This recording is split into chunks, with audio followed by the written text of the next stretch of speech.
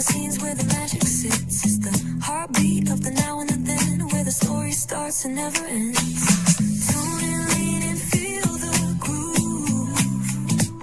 Every moment, a vibe you can't lose. It's for the culture, by the culture. Braylon Lee's got the soul to show you. Breaking it down, lifting it higher. Feel the rhythm, spark the fire. Good evening. My name is Mark Woodbury. I'm the chairman and CEO of Universal Destinations and Experiences. Well, we're finally here. Tomorrow we begin a new chapter at Universal Orlando Resort as we open Epic Universe. We built this place for you. I want to thank you, our fans, for your love of our stories, characters, and immersive experiences that inspired this incredible place. Epic Universe represents over 8 years of meticulous planning, immense creativity, and innovation, combined with unmatched craftsmanship and operational excellence on the part of thousands of people who have brought to life the stories and characters that live beyond each of Epic's portals. But it represents so much more. Your love of Universal and the deep connections we've shared together here in Orlando over the past 30 years inspired us to dream bigger and to push the boundaries to create something extraordinary for you and for generations of fans and families to come.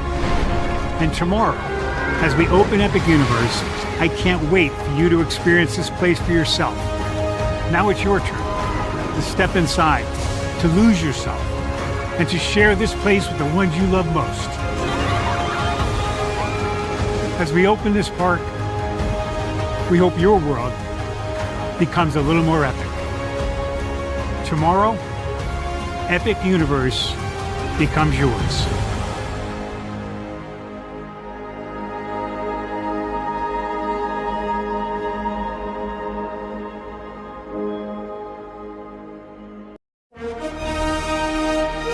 Prepare for a journey beyond imagination, beyond belief, beyond anything you've experienced before.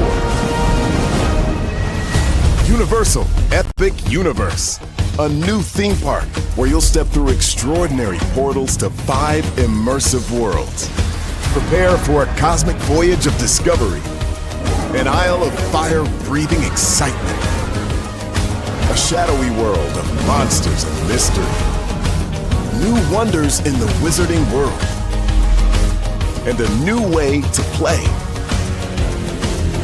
Plus the splendor of a magnificent resort hotel overlooking the park.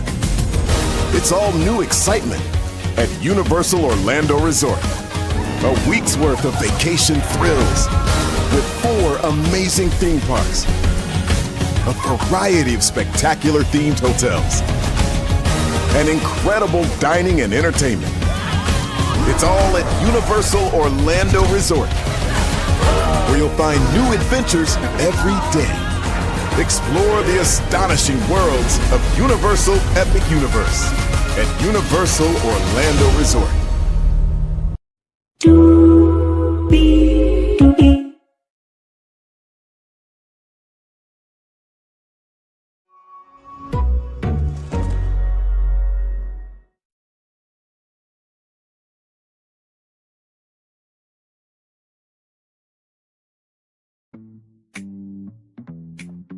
Well, what a wicked of a good time we just had. Welcome back in, everybody, to the official Epically Wicked Universal Epic Universe Wicked Portal After Show. Braylon's Virtual Tour live along with BFP Imagineering. We are live to talk about everything that was just released. For those of you who just missed it, you missed a good time, but that's what the replay is for. I just unleashed what I believe Universal Creative could do with the world of Wicked, with a new land called Wicked Dominion that's combining Shiz University along with the Emerald City, Glinda, and Alphabus sections as well. Then, of course, I threw in a huge surprise, Elphaba in Dark Universe, her own section to, fill out Dark Universe, because that is one land that a lot of people said that it wasn't filled out all the way. So people definitely want more of Dark Universe. And so I'm like, why not bring the woman that is not really wicked, and maybe she can give a softer side to Dark Universe while exuding that dark energy, blending Darkmoor and Oz together. Yes, indeed. So that being said, higher is waiting, lower is available, but either way, we gotta go on to her. Yes, indeed, we do. Yes, indeed, we do. Yes, indeed, we do. So let me do this real quickly here. Let me take down this iconic intro here. Yes, indeed. You see that virtual tour background? Yes, you do. You hear that virtual tour music, and you guys already know who I am. And in case you need to know where you're at, listen here. Let me open up this image in a new tab so you guys can see the new thumbnail, because Elphaba and Glinda are still with us right here. Yes, indeed. So I'm just waiting for Phil and Florian to get here, and then I'll drop the link, and then we'll get started. My Lord Jesus, so much to talk about. So much to talk about, y'all. Oh my God, it's mind blowing. I mean, sincerely, like this is just. I put my foot in this one. I really did. I put my foot in this one, and I think the fans are going to feel this. And like I said, it will be an extreme honor if one of the theme park content creators, took this and did a huge review on it. And you guys have my permission. I would love to hear what you guys have to say. Let me drop the link for Florian and Phil here.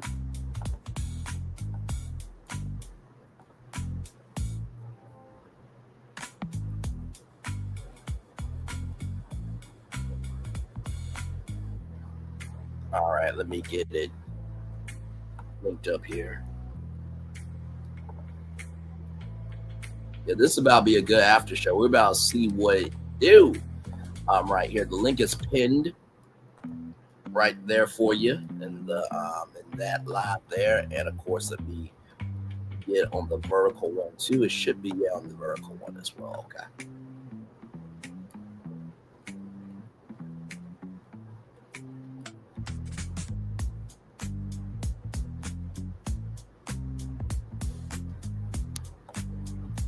Give me one moment, y'all.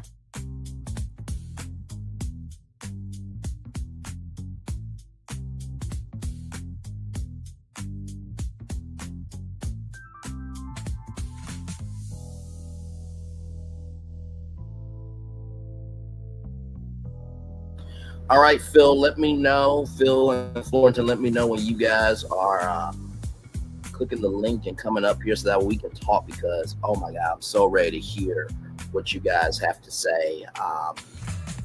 It's so much. It's so much. I don't know how we're gonna get through all of it. We're gonna make it do what it do. Hey, Florian, welcome in. Glad to have you here, good sir. How are you? Doing well. How are you? I'm doing great, my man. I'm doing great. How is your mind doing after all that was released? How is your mind?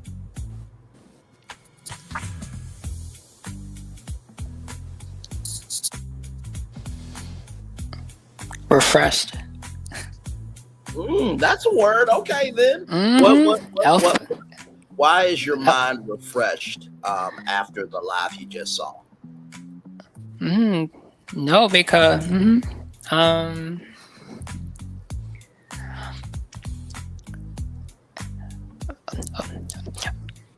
No, because there's you just if it's not myself, it's Phil, it's you. You just refreshed me with new potential, new ideas. Well, thank you very much, my man. What do you want to go over first? Do you want to go over Wicked Dominion, or do you want to go over the fact that Elphaba is in Darkmoor and Dark Universe? And I have to tell you, your reaction to that was so exciting for me, because you were genuinely shocked. Like, I did not tell Phil and Florian what the surprise was all day. I did not give them any clues. I just said I have a way that I think you guys are going to be surprised by. That's all I said. Nothing more, nothing less. No, because your wicked dominion, that was for Epic, right? So it was Yes. its own portal. And Yes. so then you was saying there's more. So I was not thinking about Epic because that was Epic, right? What would be more? A hotel. And then I was thinking maybe there's more in the other parks for Islands of Adventure or Universal Orlando, or it could be a cruise ship, or it could be anything. Right. Hey, you feel welcome in, good sir. How are you feeling? Florence said that he feels refreshed after seeing that live. How are you feeling?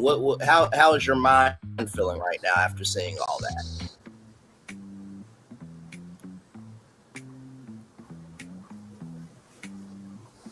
Good, very great. I'll let Florentina continue talking. Oh, I'm done. You can go ahead. No. You keep going because Okay. you're the one that knows Wicked and than me. Well, I'm not that familiar with it, but after watching Skips, it builds you up, right? Mm-hmm. Yeah.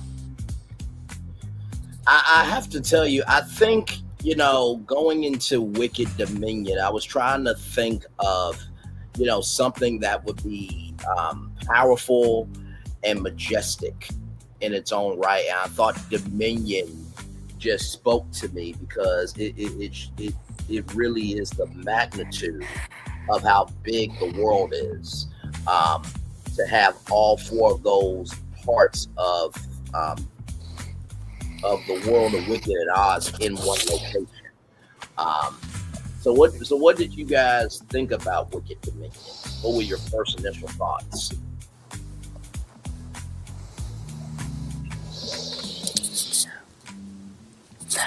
I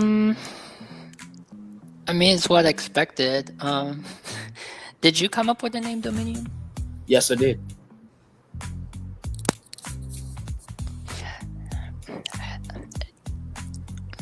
I mean, it's so basically, were you doing like Fantasy Springs? You know how Fantasy Springs, they have like a small section Frozen, a small section Tangled, a small section Peter Pan. Is that how your Dominion is? So you have Shish, you have Emerald City, and you have, what is the third one? So you got Shiz, you have Emerald City, you have Linda, you have Alphaba.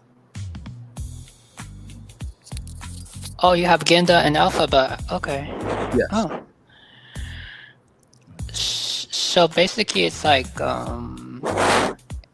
yeah, because usually when I'm thinking about it, I'm thinking about, well, the portal would be either Emerald City, or it would be, or it would be Shiz. Right. Or else you would have, like, for example, you could have, like, for example, Epic, you could have it Munskiniand, and then in another park you can have Emerald City, and in another park you can have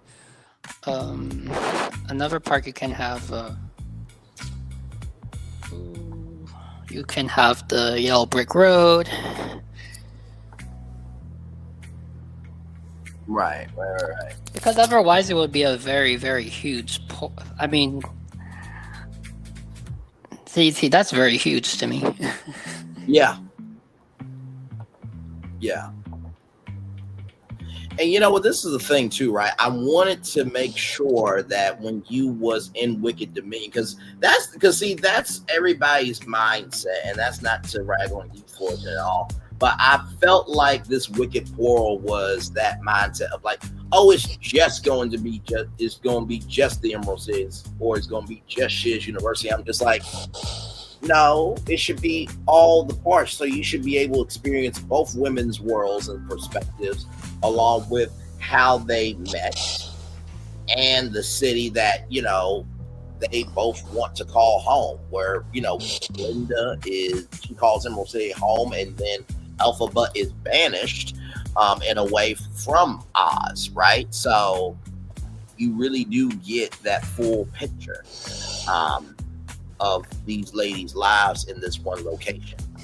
And not to mention too the intermingling of it all, right? So, Glenda could, go over to Elphaba's world and, go visit her friend, and then Elphaba can go visit Glinda in her world, and then they could both go, to, Shiz University and, teach students, and then they could, have a drink at the, Emerald Bar, and you could see them there. Like, I wanted that cross platform mixing to happen in Wicked.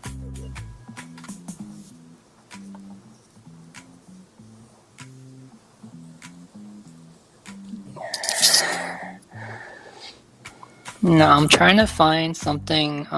There's somebody's video that is really my favorite, and it just gives their idea of what a portal would be. I'm not sure if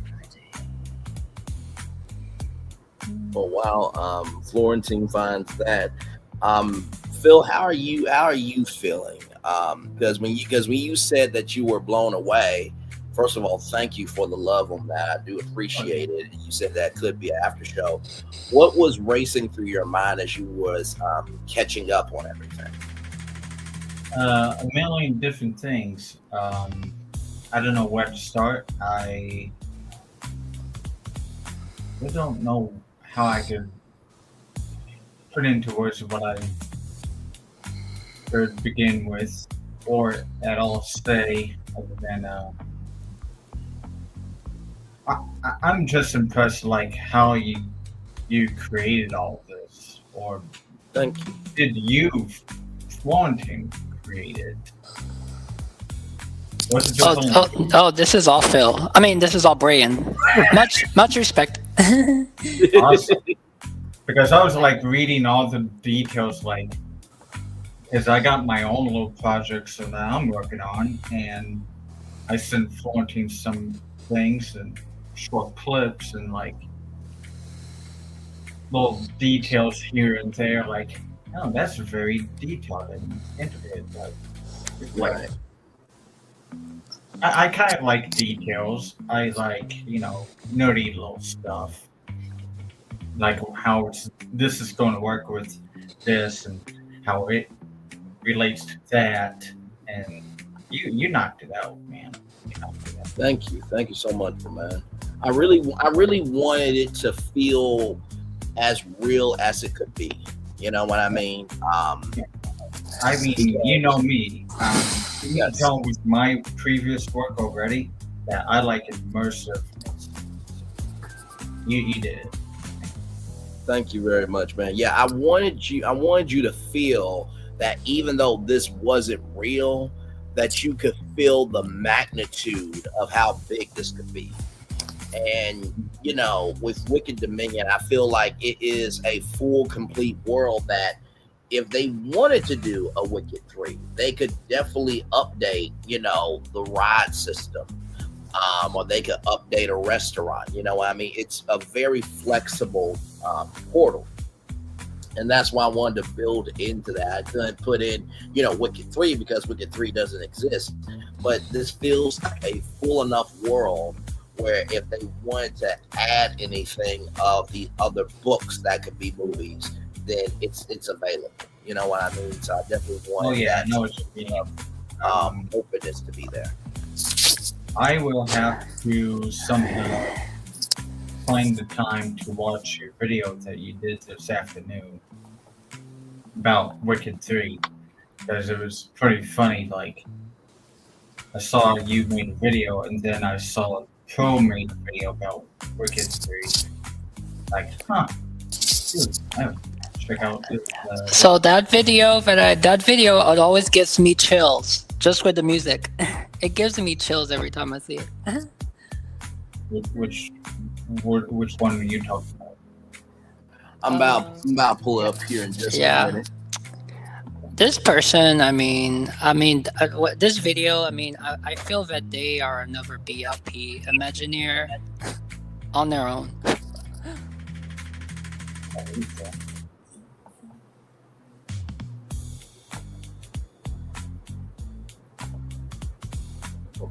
y'all. Give me a moment. Sorry. Technology's technologying. I think BFP mentioning, I would love to meet him. We would love to meet him. I thought it was a YouTube video, but no.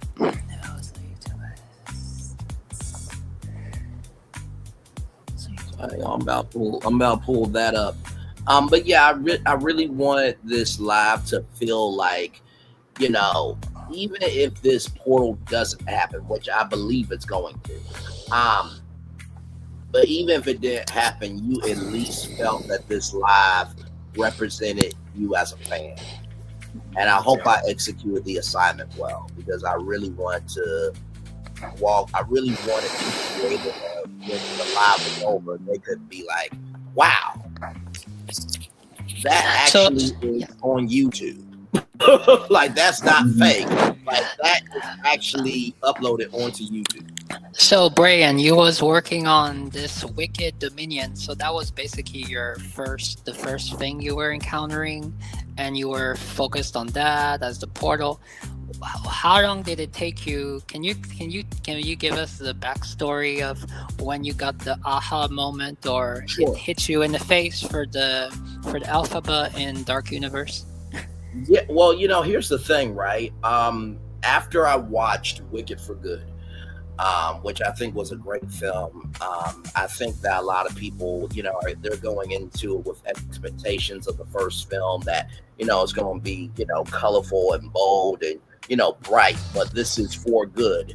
And if you know the song, it's a defining song that's ending something, right? So of course the movie was going to be that. So after seeing Wicked for Good and thinking of the young Elphaba and the grown Elphaba and the wicked energy that got thrusted upon her, and the magnitude of how that evil could grow, respectfully, because her sister got unalived by a house, I was like, I don't think that Elphaba would, you know, of course she did stay in Oz, but after Pharaoh and Elphaba were walking, I'm like, okay, where are they walking to? Because they're walking beyond Oz. And then I'm like, there it is, Darkmoor. That's exactly how I thought of it. So it's going from the movie world into our world. So that's how I got that idea to bring Elphaba into Darkmoor and Dark Universe.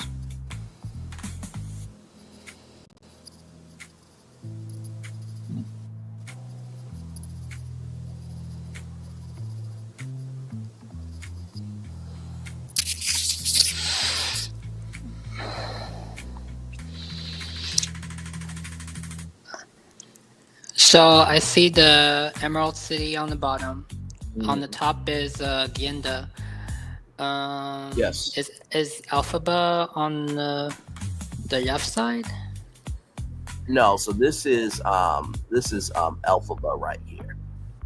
So this is the oh yes. So this is the main central hall here. This is Shiz University. This is Emerald City. This is Elphaba's world, and that's Glenda's world. Oh, so you have a central hall. Mm-hmm. Central hub, yeah. Oh, so what would be the central hub then? Right here. Literally right here. Yeah, but what is it? Is it just the Emerald grind. So this is the main hall for the whole world. So this is where you will go to eat and shop and everything else. That is the main place that you would, you know, meet up. So yeah.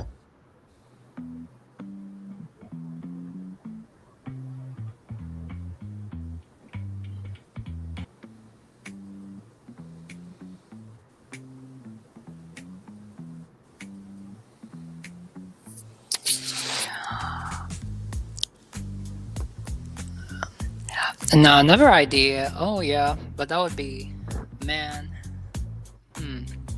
So here is the here's the portal here. I don't think I can play the sound because it probably is Wicked theme, but here is that portal. Yes. Mm.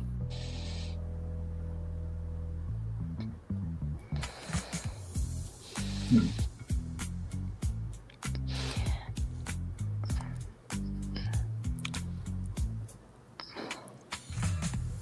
So it has some elements, not all of them, but it has some elements. In this,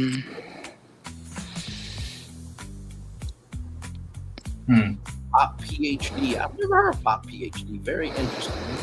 And then I saw this next door, so I'm like, okay, we gotta see this. So here's this here. So this is Alpha Buzz Escape from Pop PhD right here. Mm-hmm. And there's Alphaba towering over everything. Imagine they could make that real, my lord.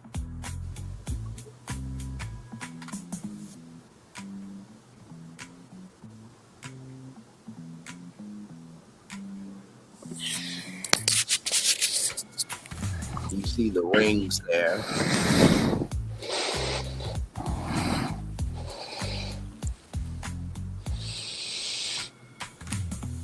Yeah, I see potential in Pop PhD. They have a little bit of our energy. I wonder what they would think of the live that happened tonight.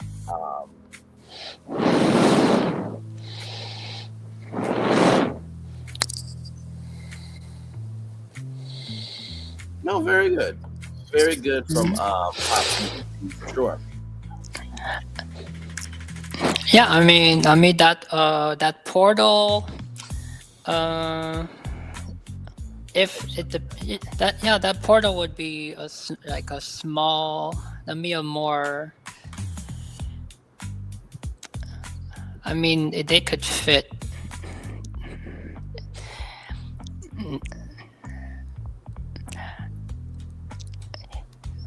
It can go anywhere.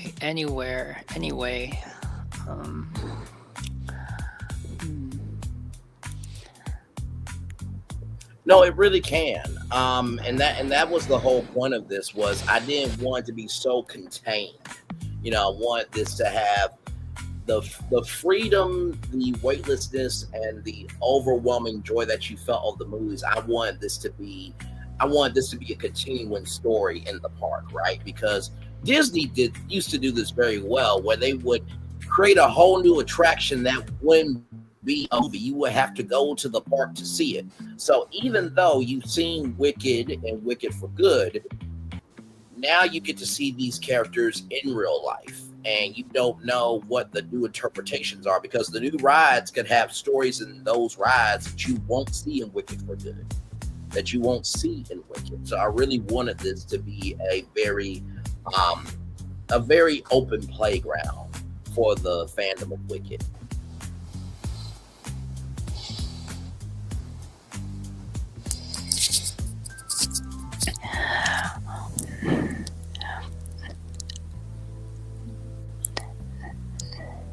Now, do you all think that a defined a coaster is definitely needed?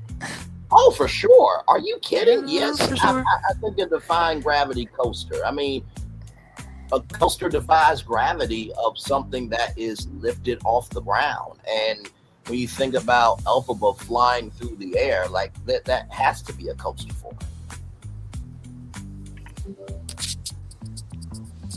And if Disney is really doing that Maleficent coaster, I wouldn't be surprised if Universal is going to tackle that down with a defying gravity coaster. Yeah. Like I said in the description box, I feel like we have literally virtually broken into, and by the way, everybody, we did not do this. I just want to repeat, we did not virtually break into the IT server of Universal Creative and Universal in Orlando, Florida, and steal these plans. Okay, these plans were made right here on this channel. Okay, so believe me, these are not confirmed plans.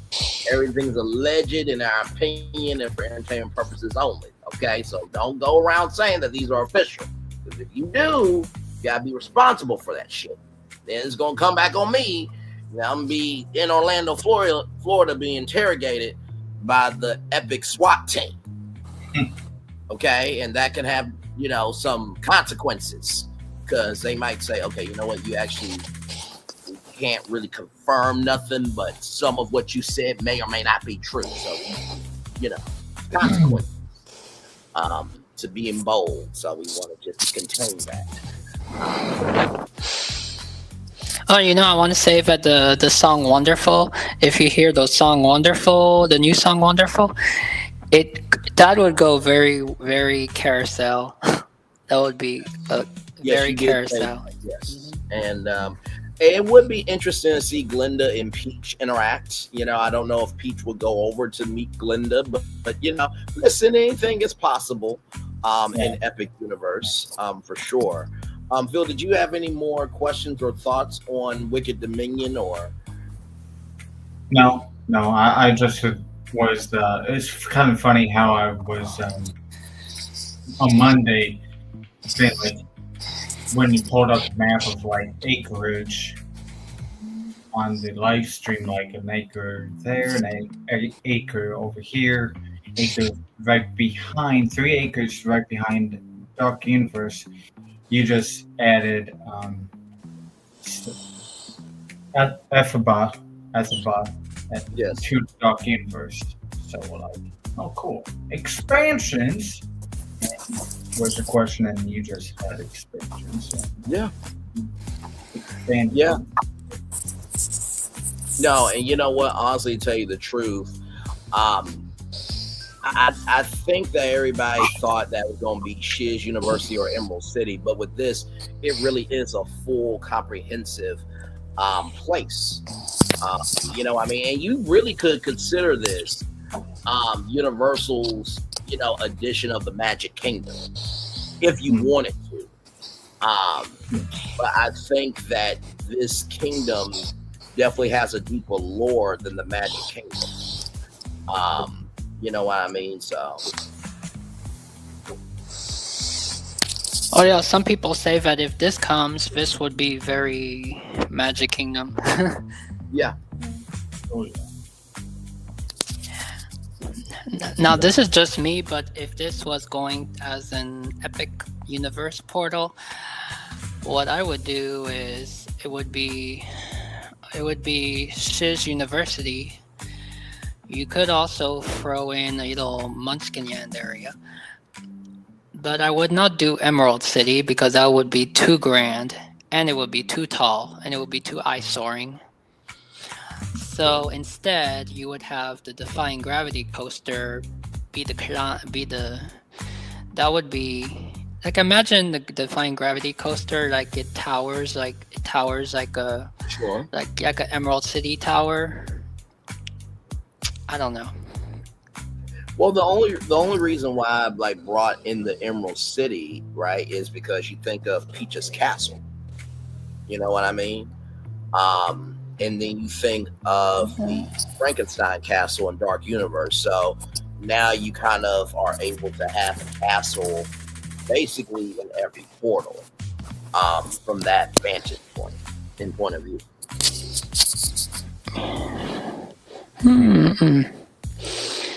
And also, it's Emerald City can be reminiscent to the streets of Paris. Yes. Yeah, why not? I'm just being over crazed. I'm thinking too much how tall it has to be, but it doesn't have to be that tall. Yeah, no, you're good. You're good. Open conversation, my friend. You are good.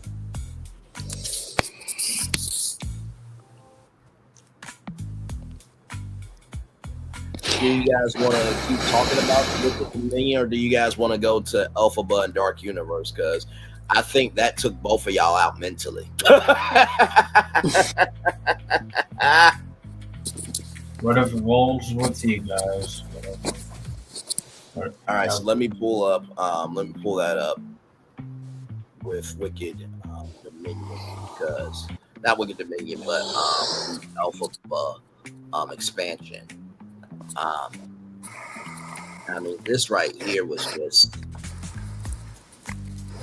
I truly thought like, oh my God, you you actually did it, because a lot of people have said that Super Nintendo World and How to Train Your Dragon Isle of Berk, right, are the most completed worlds, and that, you know, Ministry of Magic, you know, needs another ride for ride capacity. And that could be that new Quidditch ride that Alicia from Theme Park Stop My Way, like got the Alicia from Theme Park Stop, great content creator for sure.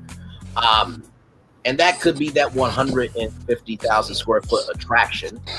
And they really could make it a, you know, cold attraction as well. Because, you know, it does need to be some coldness in Paris, because it's 1920s Paris, and not to mention too, each section needs something cold to kind of help with the heat. But in the same token, when it came to, you know, Dark Universe, a lot of people said that that really wasn't fleshed out. So when it came to, you know, Elphaba and Dark Universe, I thought like that was a perfect marriage.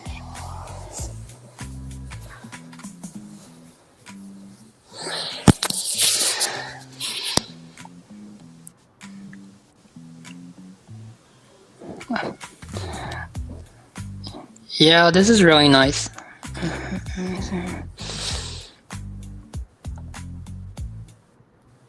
And not to mention too, you have the Wicked Dominion that's for everybody, right? Every age group, gender, background, this, that, and the third. And then you have this darker version of Elphaba in the Dark Universe side, but it also humanizes Darkmoor, right? Because, you know, they have the daytime side and the nighttime side, so it's approachable horror for everybody.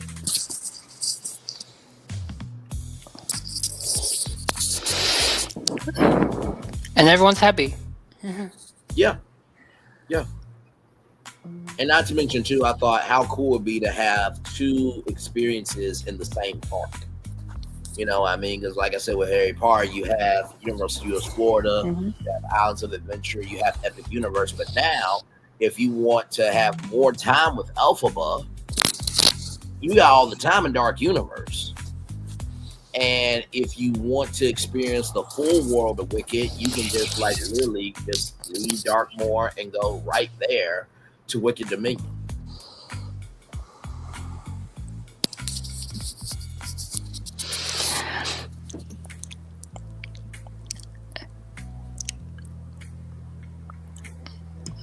And that would be a great way. That would be a great thing to open at the same time as 2029, if they do get it built by 2029.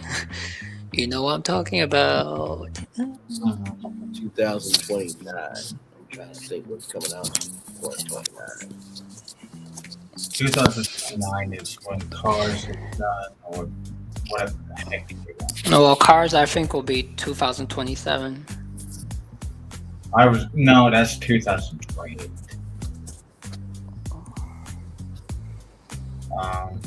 Villains might be done by 2031. Okay. Universal can get this expansion before. There. Oh yeah, this Universal will finish it before they get them there. Oh yeah. I mean, like I said, if they came out with, and like I said, it may not even be called Wicked Dominion, y'all. It may just be called Wicked Land. I just did Dominion because I'm extra. Okay, I wanted to have a presence that was bigger than anything that you could think of. And when you think of Dominion, you think of big, powerful, majestic. But regardless if they do Wicked Dominion or Wicked Land or Wicked Haven, that could be something Wicked Haven. Whatever they do, if they do that model where they diversify, where they have diversity, equity, and inclusion of the Wicked experience with those 4 quadrants, along with the Central Plaza, and you think of the spoke wheel that Walt Disney created for Disneyland and Disney World for the theme park industry, along with this Dark Universe section for Elphaba and Darkmoor. I mean, I don't know if they would keep I don't know how they would keep the Grand Helios Hotel open for reservations.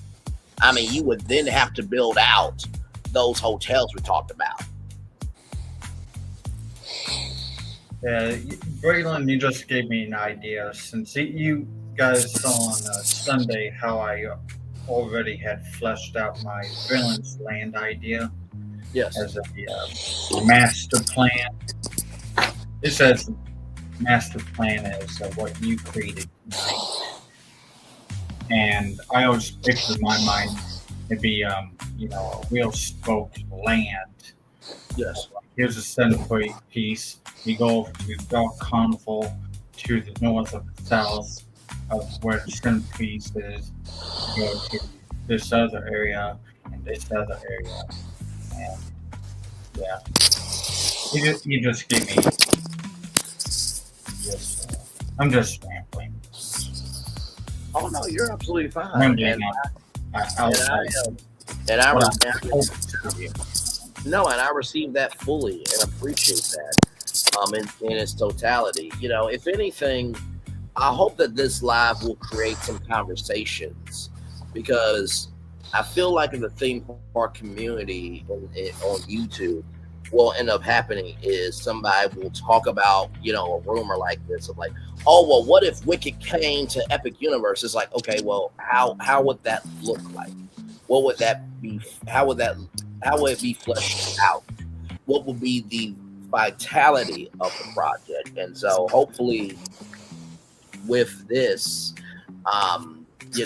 addition to Dark Universe, hopefully that'll give people, a new perspective to think about, oh, I didn't think Dark Universe could do that with that. Okay, that's all right.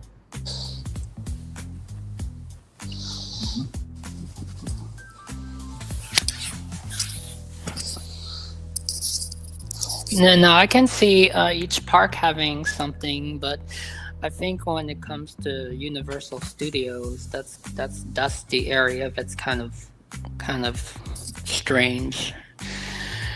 Yeah, Universal Studios. I don't know. Epic Universe. Yeah, you can. It's got portable. Yeah. And that's the thing too, is like, if you try to do the thing that Harry Potter has done by, diversifying Wicked, I don't know if it would work, because you think about, for example, the San Francisco area, right? And Fast and Furious Supercharged, right? And we talked about that ride system that we saw, and how potentially that could be a dark ride there, but it would have to make sense to the San Francisco world. And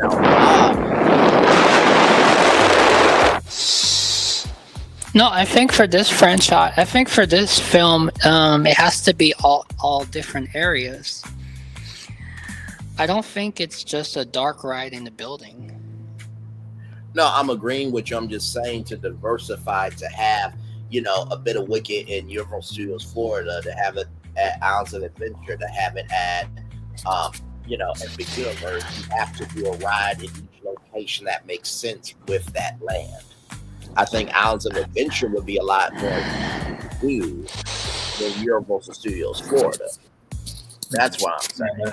No, because for example, I've been thinking about it. Okay, so you have, for example, you have Emerald City, you have Shiz University, and you have Munchkinland, and then you have, so that's like free. Then you can have a separate section for Alphaba. So, okay, so if, for example, you were going to do the Alphaba thing for Darkmoor, then that's covered. If you were going to do a portal, then you can always do anything. But if you were, okay, so that covers Epic. So if you go to Islands of Adventure, now Islands of Adventure, are you going to put Are you going to put SIS University there, or are you going to put SIS University in studios? Maybe in studios, but where would we put SIS University? In its own section, replacing Men in Black? No, I think there would be a revolt if you try to replace Men in Black. I really do. That's a legacy ride. I think, So you're going to put SIS University where Fast and Furious was. you could, in a way, because San Francisco is about coastal energy, and if you remember with the Shiz opening, they came in Water Taxi, right? So it's a bit of a stretch, but you can make it happen in that fashion. Or you can make Munchkinland, but make it at the same time like a movie set, like the actual movie set of Munchkinland, and you can make that can work for Universal Studios Florida. That can work for and then you can make it like performances, so they can do a performance of No One Mourns the Wicked. You can do, so actually I can see that. Yeah, so you do Munchkinland and Islands of it. You do Munchkinland at Universal Studios Florida. You have Shiz, and you know what? I would move Shiz University to Islands of Adventure. And I'll tell you why. Yeah.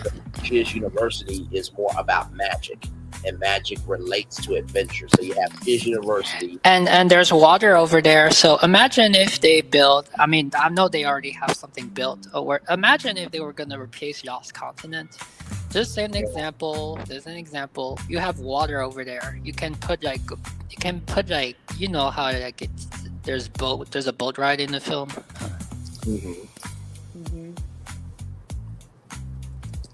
Okay, and then the final thing is Emerald City, so you can put Emerald City as a portal or call it Dominion, whatever.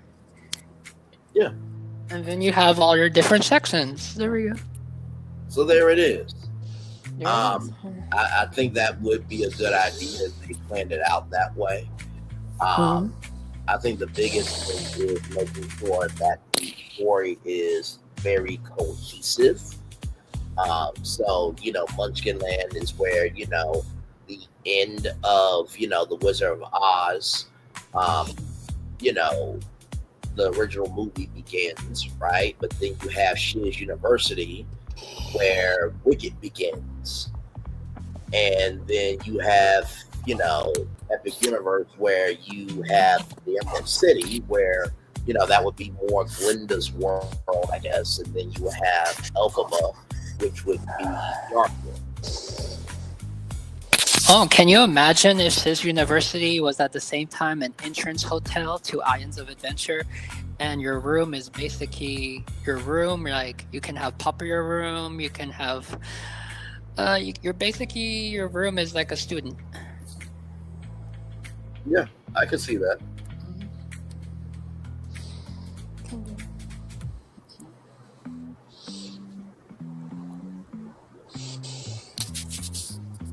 I can definitely see that.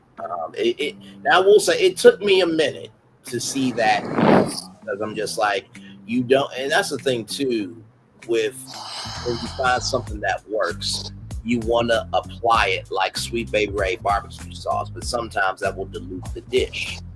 But it also depends on how you make the dish. So I appreciate the way that you did that, because what I was worried about was, let's put Wicked here, here, and here just because it's the fandom and they want it everywhere. It's like, no, it has to be a cohesive story in order for it to make the most sense.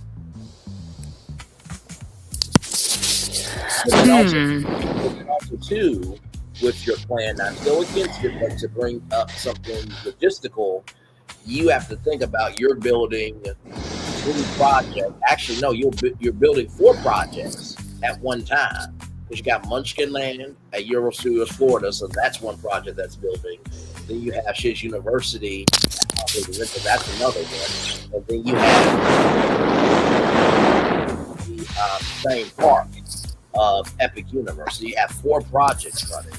Where if you put, the Wicked Land and then Elphaba and Dartmoor, at least you have 2 projects going, but it's the same park, which can help on construction and stuff because you're not spread out.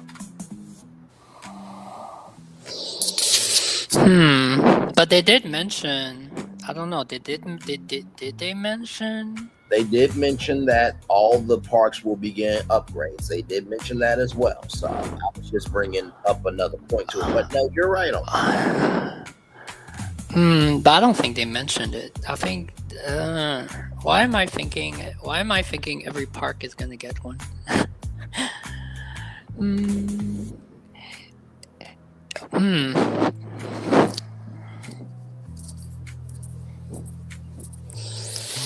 Well, maybe I'm confusing with Nintendo.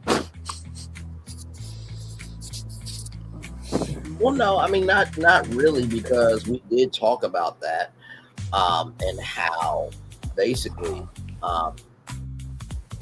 that if Super Mario Sunshine came over to Islands of Adventure, and how that would be, right? So.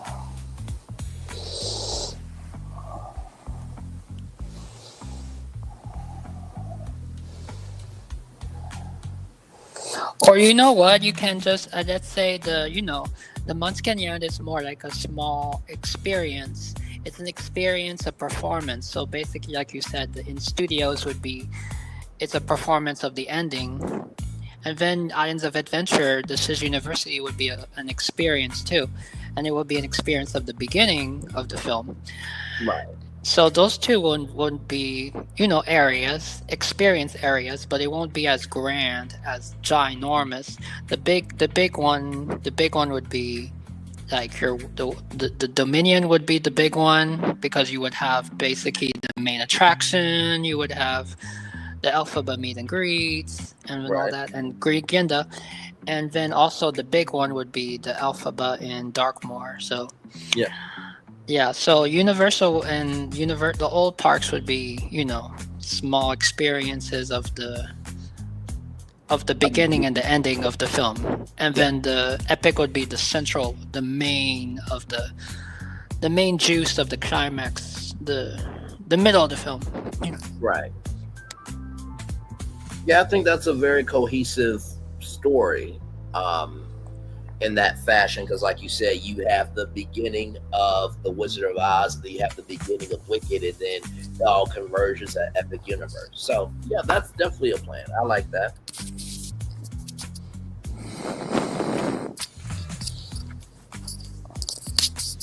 And like we said, y'all, this is also, we don't know if they're going to do this or not. I think Fullerton's plan or my plan could work, honestly. You know what I mean? So.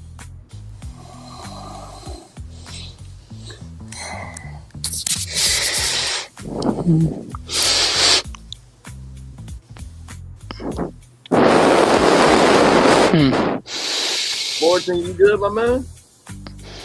Yeah, I'm good. Because you're breathing kind of deep, but I want to make sure you're good, man. Sometimes our best ideas come naturally, but sometimes I'm just like thinking, but I guess thinking is not working. Oh no, you're good. I just want to make sure you were good, man. No, yeah, I'm just brainstorming. Gotcha.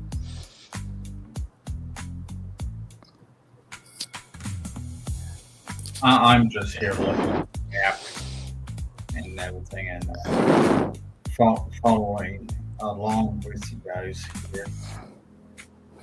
That's 7.5 acres of land for part of Wicked Dominion at the Isles of Adventure for one part. Oh, okay. So I have a little surprise for Braylon. Somebody has approved. She has approved, and she's actually on her way now. She's actually on her way. She's checking out actually. She's checking out from the Epcot Resort. Oh, okay.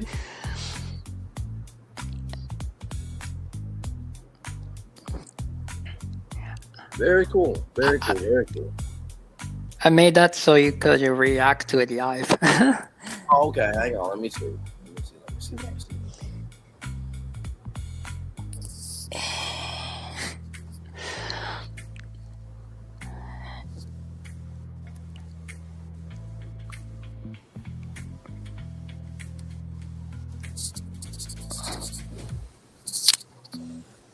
All right, so here she is here. Oh, this is cute. Remember the fancy Yes. car? The fancy car. There's Cynthia Erivo. There she goes. Oh wow, checking out of the Epcot. Oh.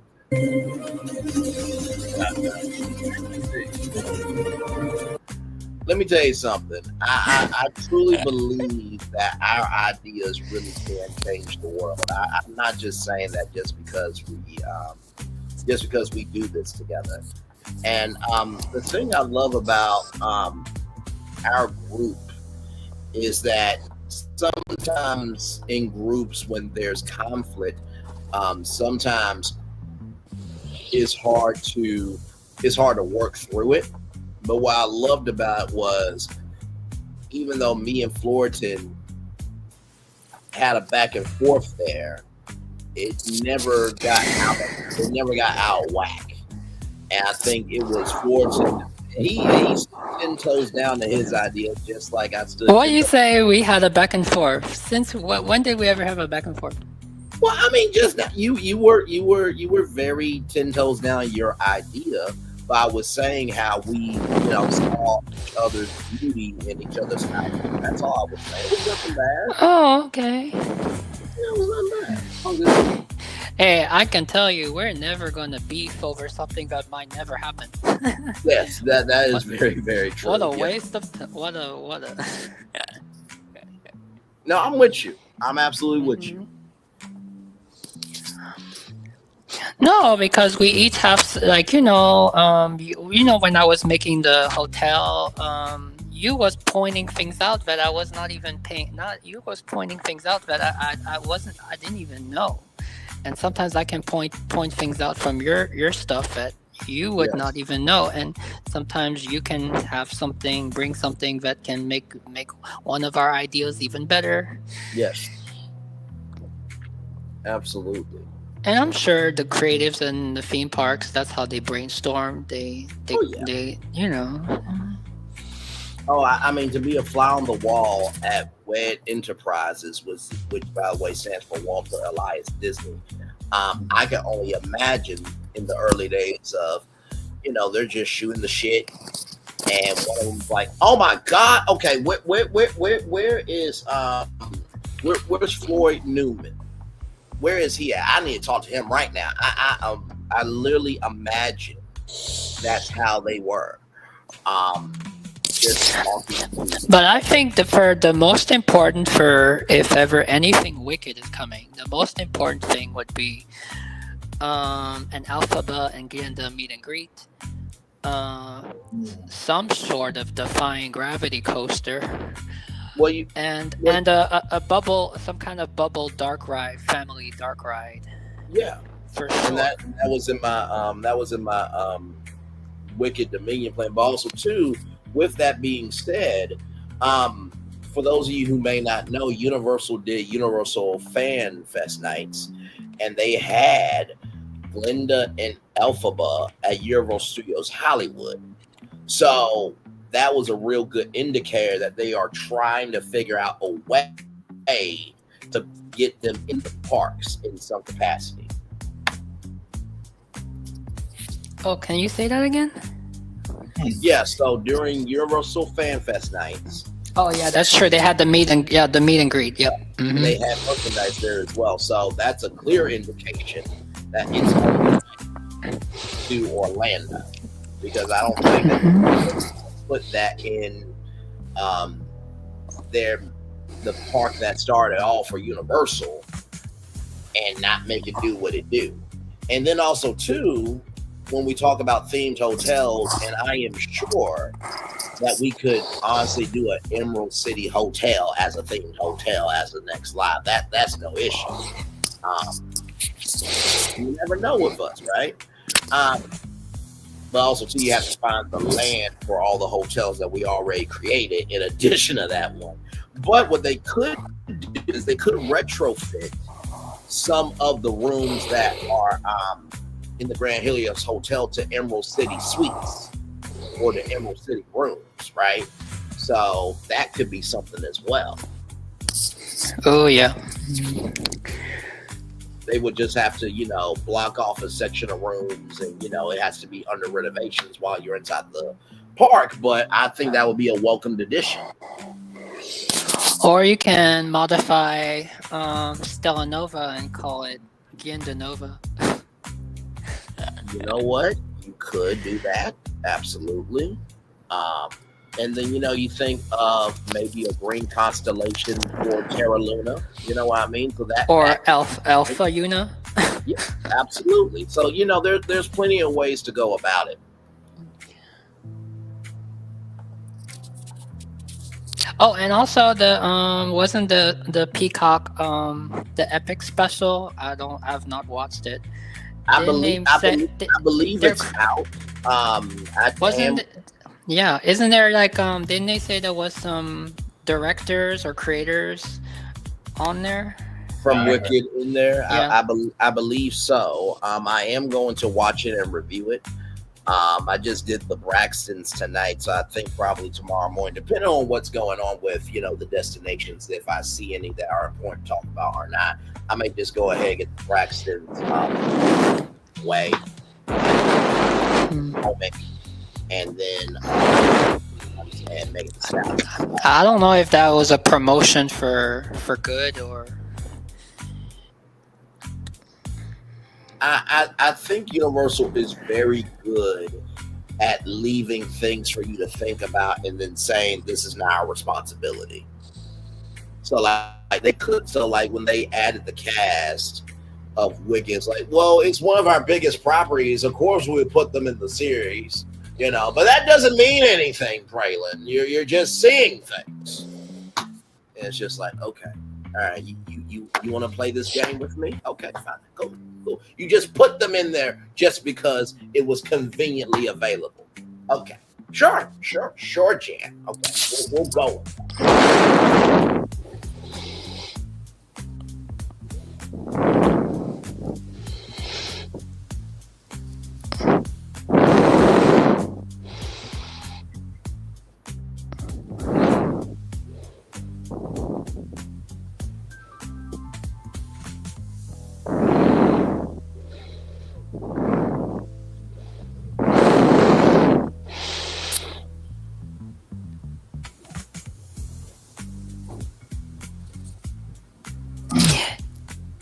And the whole the way Epic looks. I mean, come on, the way Epic looks, it's already designed. The architecture is the gates. I said it's very already like the film. And what's funny is there's ties to all the different Yans. You have bubble wands that go with the a different kind of wands. Then you got Princess Peach that's pink, and then you got Ginda that's pink, and then you got flying, soaring from dragons, and another kind of soaring. So, the spirit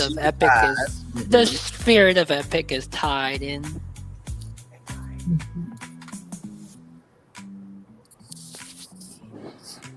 Yeah, absolutely. I think all that is tied in. And I think that they see that.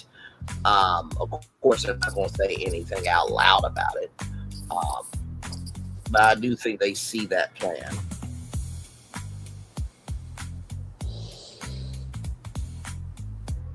Like I said before, if they took this live down, they took the Wicked 3 live down, then it's canon. That's how I truly feel about it.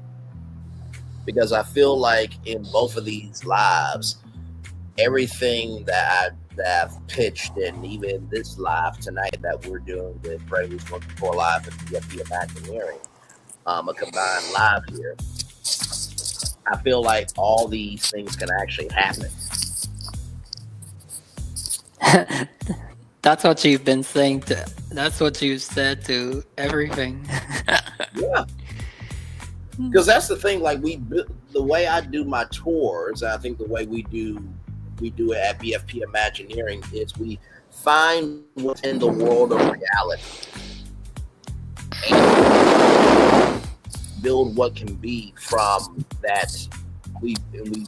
How can I put it? We find out what can be from the world of reality, and we use that as the foundation, and then we build out the live from there.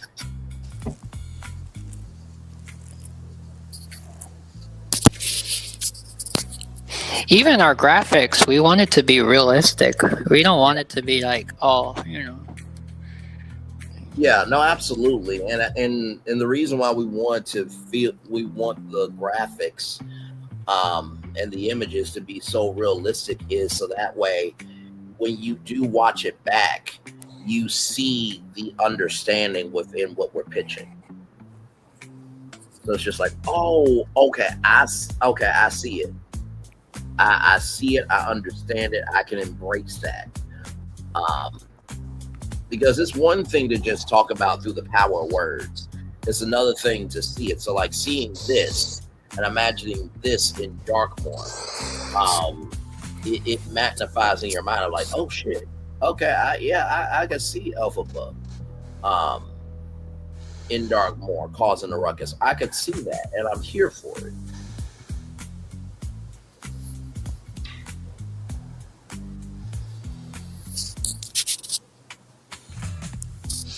Mm-hmm.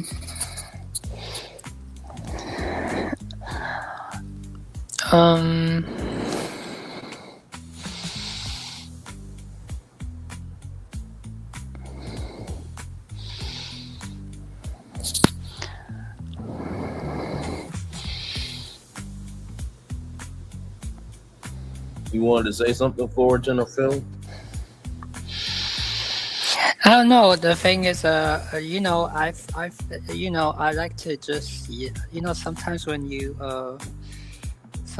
you just listen to people and then you see people, there was this person and they were on their way back from Epic, and they were just talking about the whole, how it's Paris and how it's not, Harry Potter, and how it's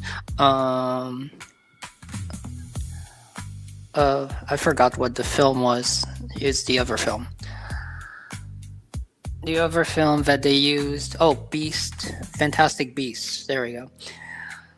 And they were saying that, they shouldn't have done the Paris streets. They shouldn't have done the Fantastic Beasts. They should have done, they should have stayed with, Potter and made it dark. And she was even kind of, for me, she was even saying, they could have used the gravesite and all that.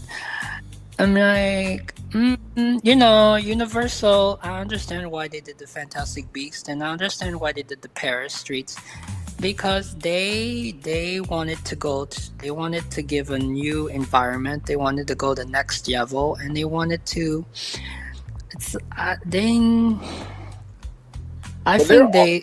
Yeah. But no, go ahead and finish. I'm sorry. No, I mean they're not gonna do the environment of Potter again. Yeah, I think what they wanted to do with that, and I really appreciate the fact of they took a franchise that may not be known and gave it a new life. And I think what they wanted to do was showcase the diversity, equity, and inclusion of Harry Potter, and showcase the magnitude of all these universes within Harry Potter. So I think they did the right thing with it, and it looks amazing. No, because I think originally the ride was they wanted to do another ride, or maybe the whatever they wanted to do, they were gonna do it for studios and expansion to studios. Right. And then they went and they did Epic, and I mean they already there's already the Hogwarts and there's already London, so you're not gonna have it again. Right, and not to mention too, when they came out with Val at the Ministry, everybody went to that ride on opening day. So if people did not like what Universal did, that part would not have been flooded the first day.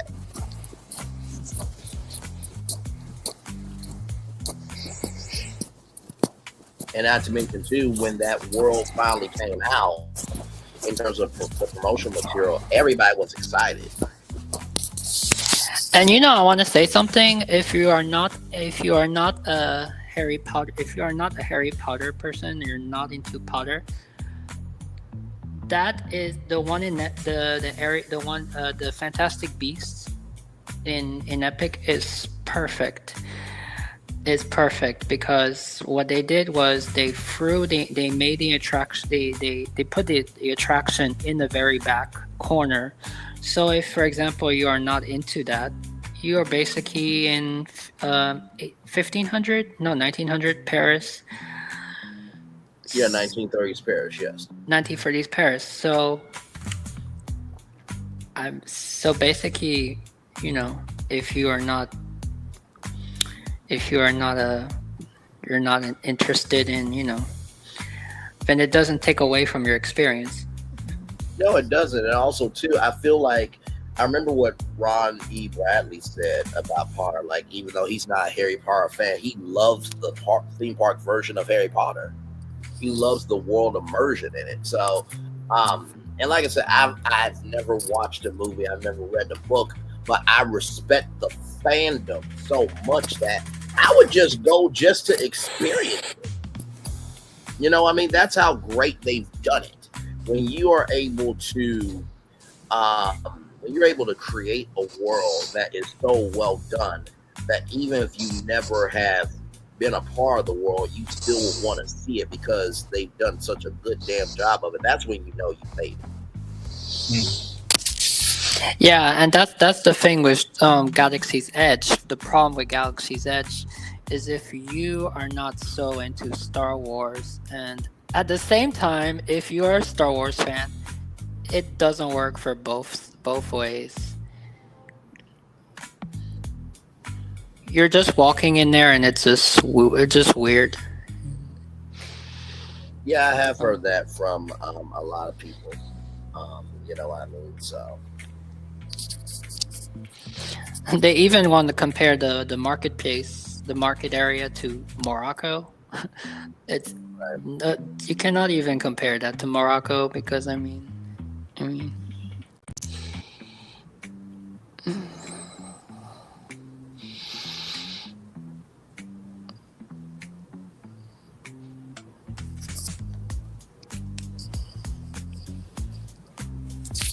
Which is why I still think that Hollywood Studios is missing something. It's missing.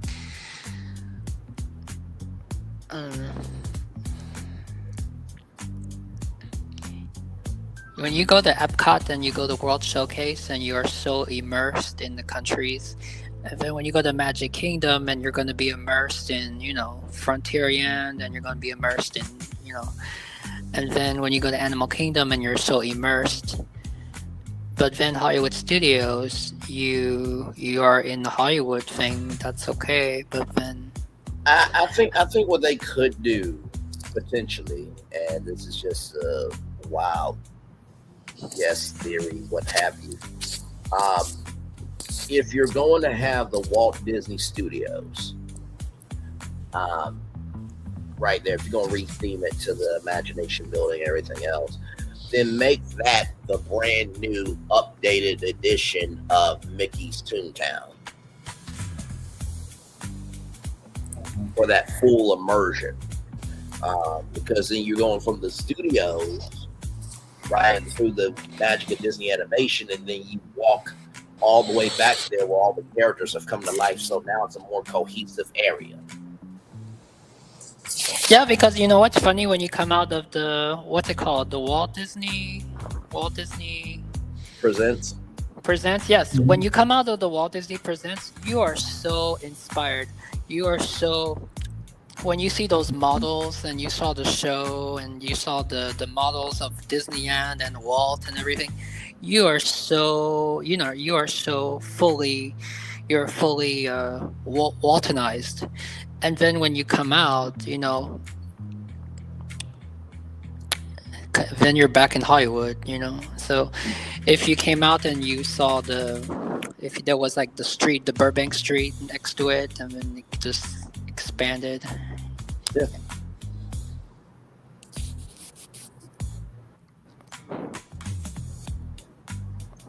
I think that would probably be their best plan. And I know that they wanted Star Wars in the park.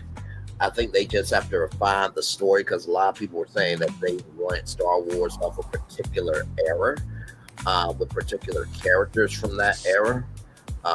You know what I mean? So.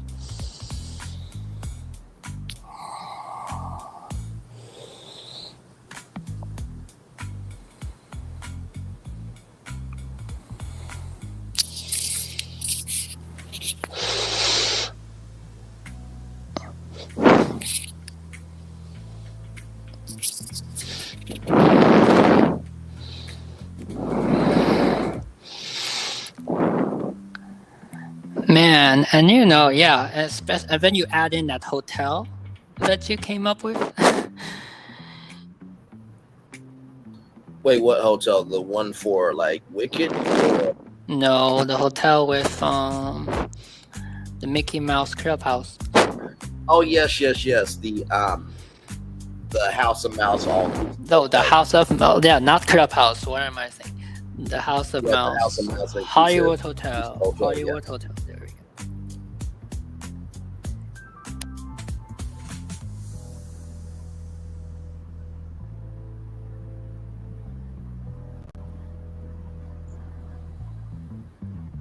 Hey, two people, welcome and glad to have you here. We are just chillaxing here.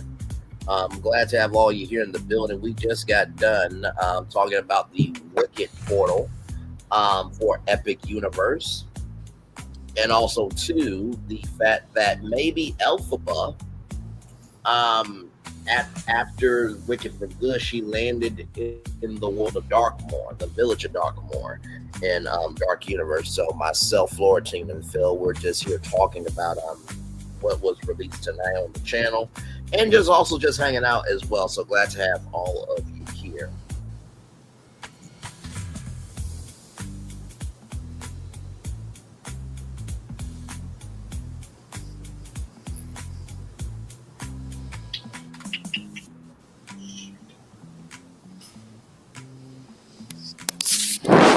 By the way, the Wicked 3 movie breakdown, 12 likes, 522 views. So shout out to y'all for that. So it looks like people are actually digging into it. Haven't seen any comments on it, but the fact that there's 12 likes and 500 views, that means people are seeing like, okay, maybe there is something here. So shout out to y'all for that. And that was an amazing show. And thank you very much. Thank you. No, I had a wonderful time. It was a really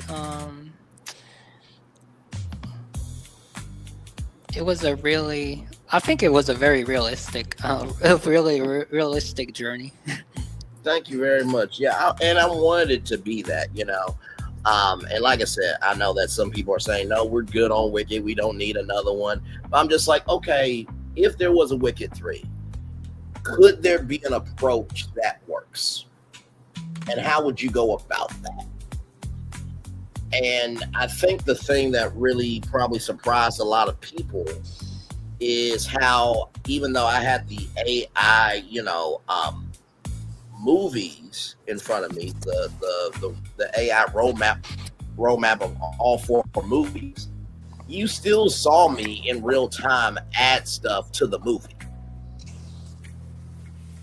I mean, we never heard the revitalization spell before, so that could, bring back characters and make it a whole new film. So to be able to do that in real time and to have a thorough discussion of the possibility of how that could happen, that was a joy for me. So I appreciate you being there. And Phil, when you get the chance, please watch it and DM the group and me what you think. I think you'll be quite impressed of how I was able to take Wicked for Good and give it a new life, to the point where even Florentine changed my mind of just a Wicked 3 to a Wicked 3 and 4. Not supposed to be the 4th movie, the Grimmery. The way Florentine brought in the Grimmery made a lot of sense to me. But But No, yeah, it it was was funny. It was funny. He was asking me which one you like better, and then you said I like they're both good, and then I just said I was just the moment I just said make it two parts. yeah, yeah. I felt like the story of the Emerald Scar and the Green Reckoning were good for character driven development, right? Because we want Elphaba to finally have her here, to have her legend welcome, right? Because heroes are temporary, legends are permanent. But for her to finally be that legend of, oh my gosh, she's been good the whole time. We just labeled her this way.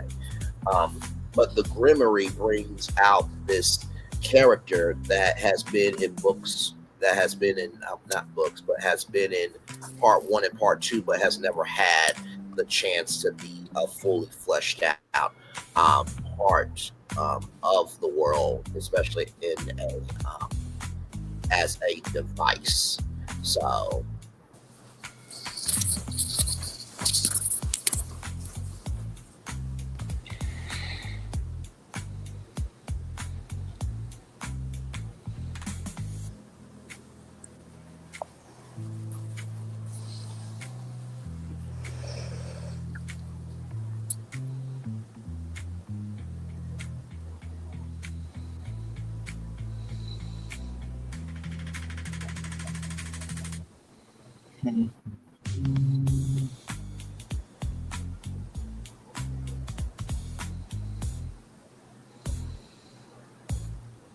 so it's in the Okay.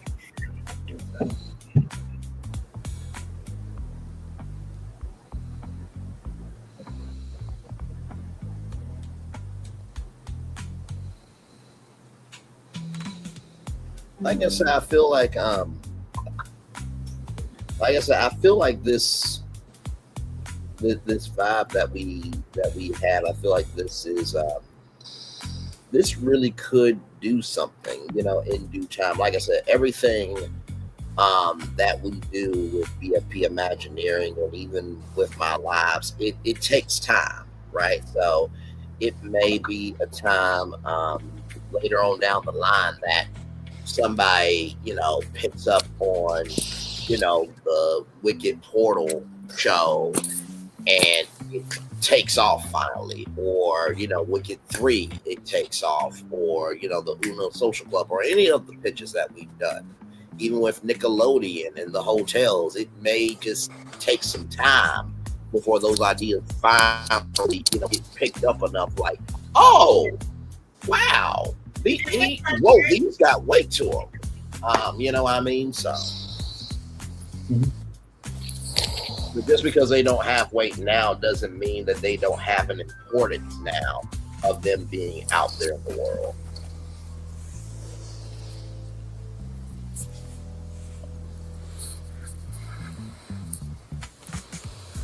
I'm watching your Wicked 3 movie breakdown. Gotcha.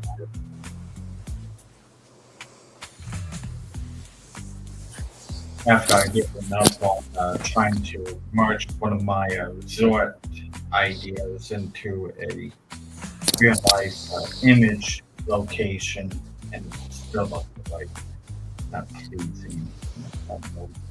I don't know what I'm doing wrong.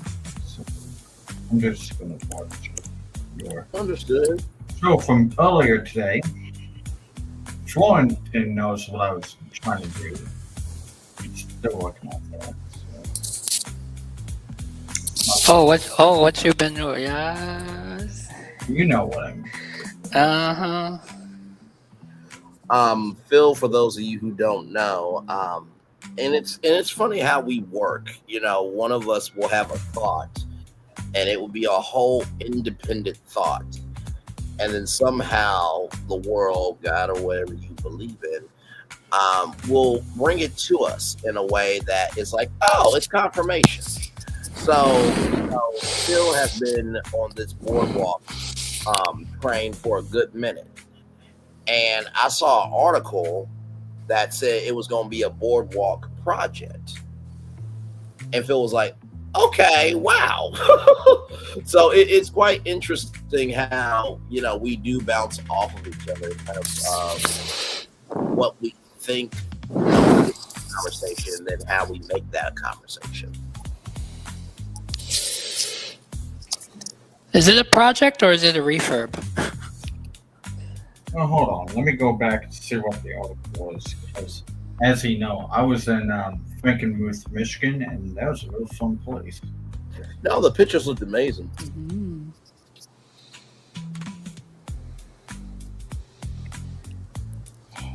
Yeah, it's just like we were kind of discussing how to revive Las Vegas, and if Disney should pop up and just look now, and now we have Mickey in front of the Bellagio. Yeah, that I will say that was very cool. I'm not going to sit here in front of that. I thought that was very, very cool.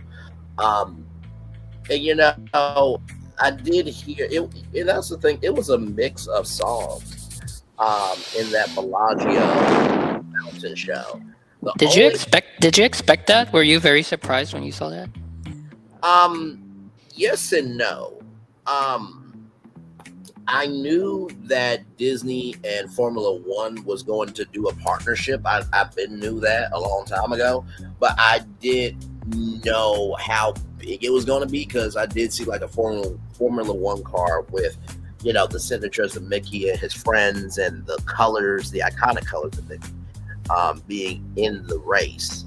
But for the Bellagio to do that, that was just amazing. Well done to the Bellagio for bringing Fantasmic onto a whole nother level with those fountains. I think that was good social capital for Bellagio and Disney. And I think that's Disney's first time in Vegas. I don't think it's going to go beyond that in terms of, them taking over Circus. That's been a rumor for a while. I would hope that the Dave and Buster's Resort would happen before Disney, you know what I mean? But that's just a personal feeling. That's the word that I put in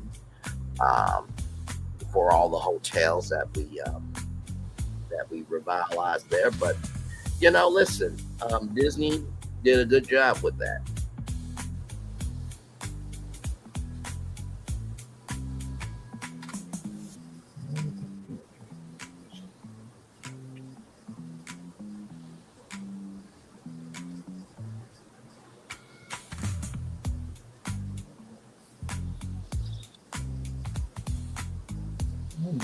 I lost my train of thought.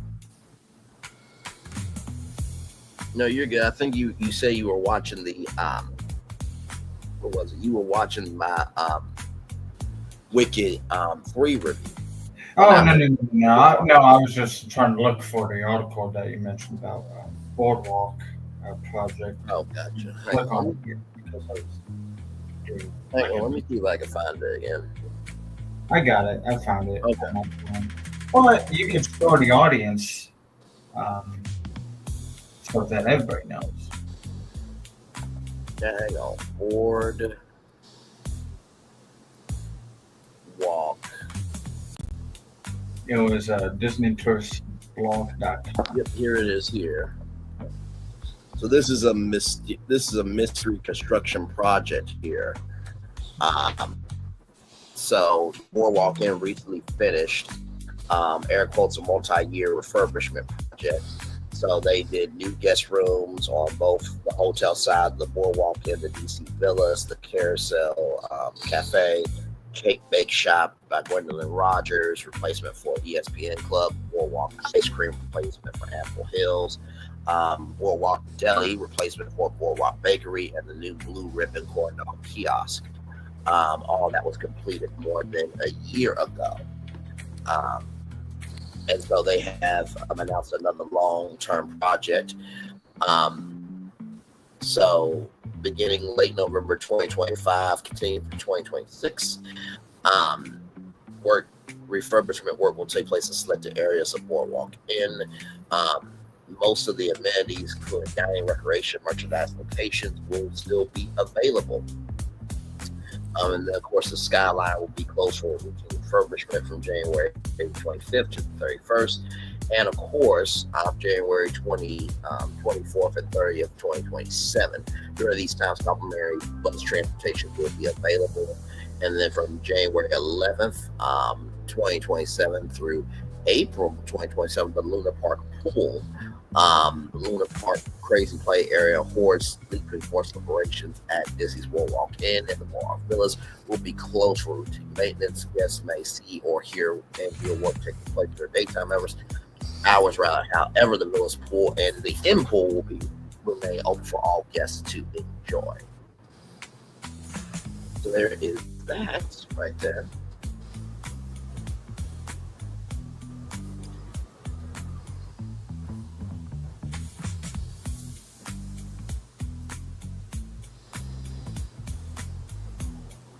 So yeah, there's always news coming out. It's just kind of being aware of it and how to move about the news of the day. So.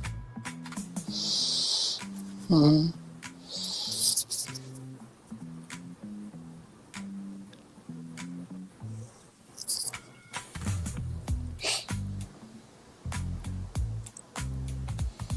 Yeah, I really didn't find anything informative how to, when they saw the call, how to make the boardwalk or what, how to help the boardwalk at all. I'm just skimming on through it, and I found nothing in particular to help the boardwalk. I think they're good. They don't need no help. Yeah, let them suffer. We got the plans. We'll fix it. Listen to us. Yeah, I feel like when it comes to the Disney hotels, I feel like there's such attraction icons upon themselves that it's that's difficult for them to try to figure out how to refurbish it without destroying it. You know what I mean? So yeah, Boardwalk is its own little attraction, like a little slice of entertainment with stay the night here. Which, they haven't worked out, or not true. We're not using it too well right now. I'll bet you they'll just build another bar. I know, bars help everything. Make everybody drunk, make everyone drunk so that everyone can forget their problems. right. Forget that this is here. Forget that there's a problem. Everybody needs an outlet, you know what I mean? So. Which, by the way, speaking of have a drink, I shared to the group once I got home after 10:40 yesterday night that I did not know that they made gingerbread houses at the Contemporary. Yeah, I either forgot about it or something. Ron posted like a picture of like an ugly bird cage and no gingerbread house. And then another article had Contemporary has its own gingerbread house. So it looks like to me only Contemporary is going to have a gingerbread house for now on. And I think the gingerbread house at the Grand Floridian is history. Oh, the Boardwalk has one. The Boardwalk has a gingerbread house? Mm-hmm. And the Beach Club has a carousel.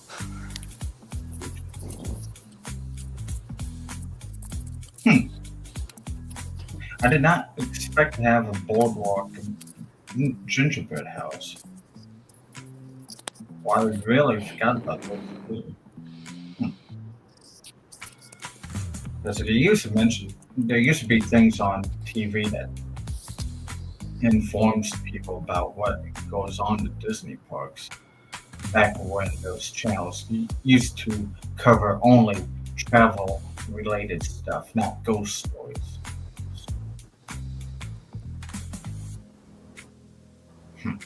Okay. Back to watching what Braylon put up earlier this afternoon. I might carry on. No, listen, it was a good time with that, and that's the thing too. I feel like whenever I do those deep dive lives or looks at what could be, I always want to make sure that it feels authentic, that there's some meat on the bone, and that there's something tangible there, or that could be tangible.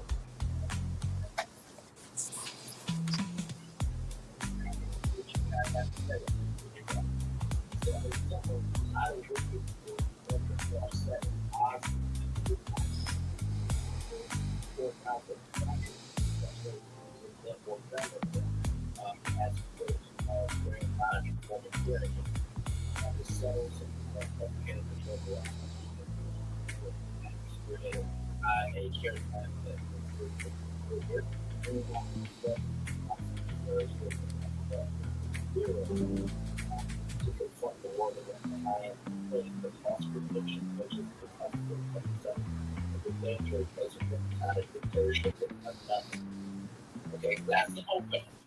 That's the open. That's the rather stop. Stop there. Think about this. Open. And your mistake. Mm-hmm. This is not a job.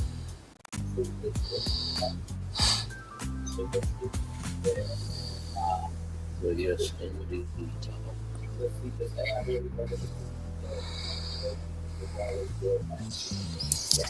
It's me. So if you care to find me, look for the Dominion. Yes, that was good. That was good. So if you care to find me, head to the Dominion now. As someone told me, Yegi, everyone deserves a chance to.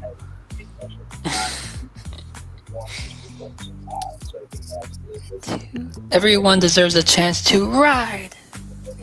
Yes, yes, indeed. I do believe that Wicked is coming to Universal Orlando Resort. I do believe Wicked will be at Disney, not Disney now, but Universal Studios Hollywood. I do believe that they are going to bring it into the parks. I don't think that you would do what you did at Fan Fest nights and not have something in the works. It would be idiotic. Not to execute that.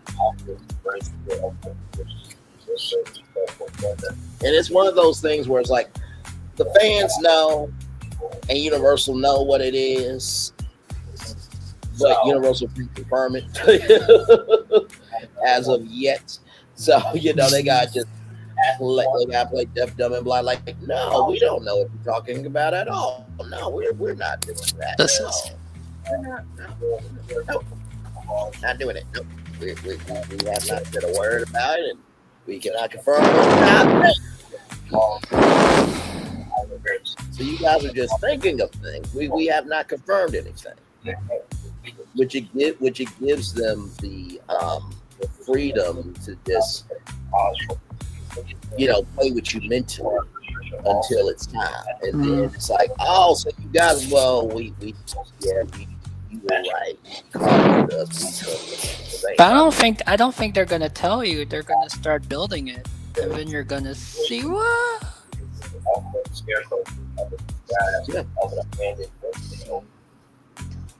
Since the shirt tightening but not concealing. The scarecrow does turn and help blend over elbow feet, leaving her presence with her feeling lifting she moved in, which she does with magic, which has helped the rags of her. I'll tell you what, Braylon, I am going to make some movies of my own on Gemini. Crack show Very good. Yes, please. So far. Gemini, Just need to Gemini act will, two. yeah, Gemini will definitely surprise you for sure. As Florentine said, does AI literally know wicked for good? Well, if not, it knows Broadway Act too.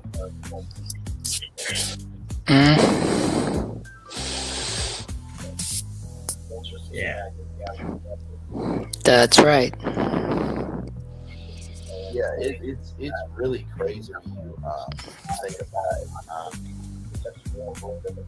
with these movies. And just the magnitude of this man. Hey, you be welcome and glad to have you here. We're just here chilling, talking about Wicked and the Wicked portal that could be at Epic Universe and maybe even spread out throughout all three parks. And we also talked about Elphaba potentially being in the world of Dark Universe and Dark Force. I'm glad to have all you here. We're just chillaxing. And thank y'all for being here. Thank you, thank you, thank you.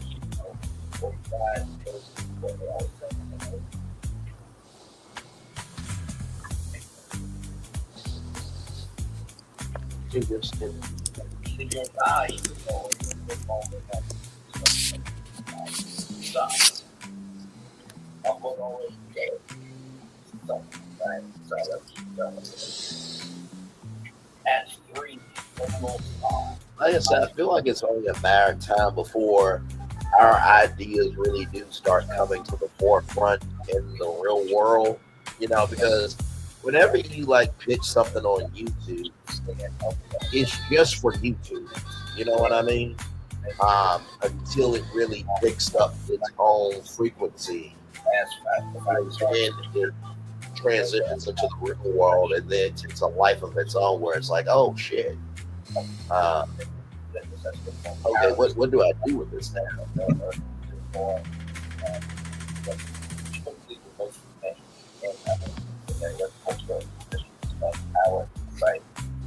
Because if you really think about it, I don't think with Disney or Universal that they have ever taken like a fan's idea and just made that a thing inside their parks. I don't think that's ever happened before. So just imagine if somebody, whether myself, BFP Imagineering, or another content creator came up with something incredible of a ride or attraction, and Universal or Disney reached out to that content creator and said, hey, we actually like this. Can we bring you on?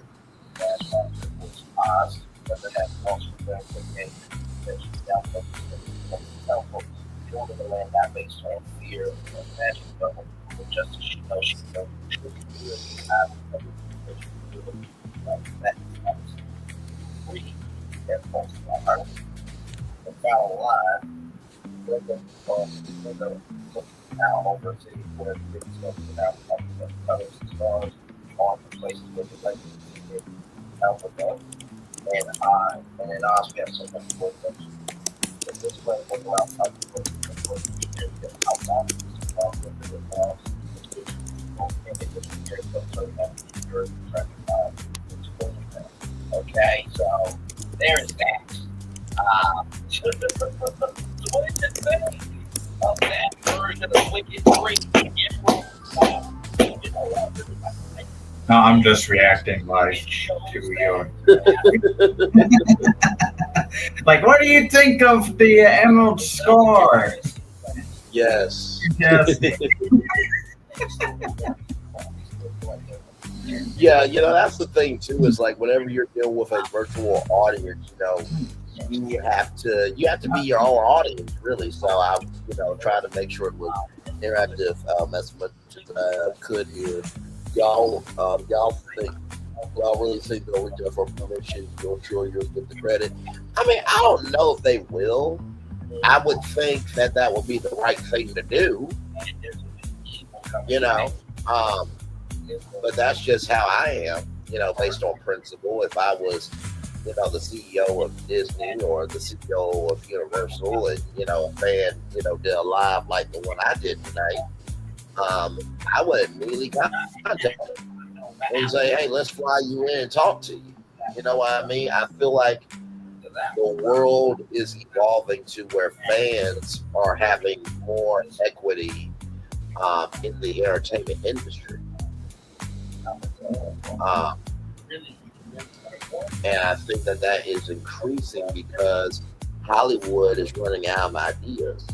And so they do need us more than ever. So I think it would be imperative on them to do that more often. And plus, all of that, I think that would encourage fans to be more creative if they could see that they could be appreciated for it. Sure.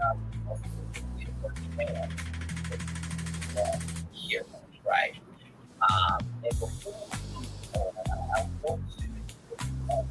I mean, it's just like what Fullerton said today, and Phil Fullerton played with me. He said John M. Tree was in the chat. I'm like, yeah, right, like he's in the chat. Come on now. Like, for real.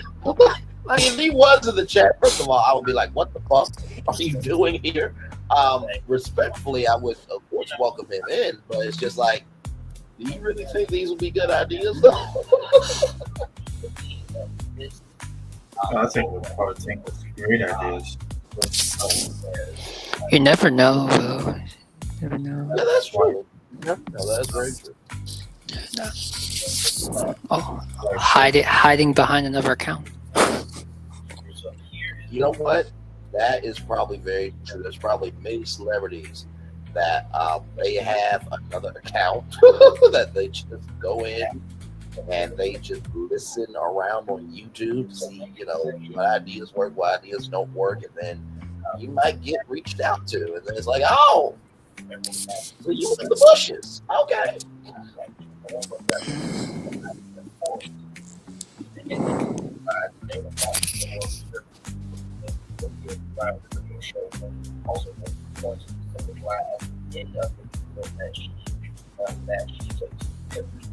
I don't know which one I had my heart like more out on the table for. I don't know if it was Wicked 3 or This Live.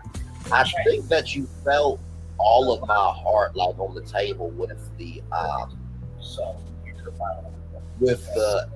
Epic Universe one. Like you could tell, like, oh my god, he really gave his all on this. You know what I mean? So. Oh, you mean on the one this morning? No, the one I just did just tonight. Oh. Well, I felt you were the same on the Wicked 4 free. Yeah. Yeah, there definitely was one there as well, for sure. I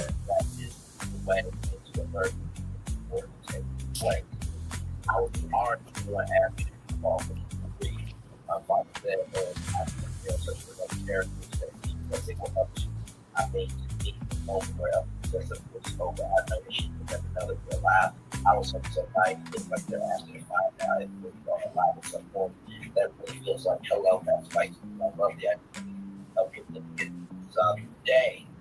Which again, is probably going to happen for one never knows. Especially that goes especially with that useful before these ones that we get married as well. That's what I show. But they don't really want to understand about the record before I was getting felt that what we see is already the third place literally before I spoke, but the first material doesn't play. I mean, I do help next. Yeah, I definitely felt that there was heart in Wicked 3. If anything, I think it was the heart of being curious. You know what I mean?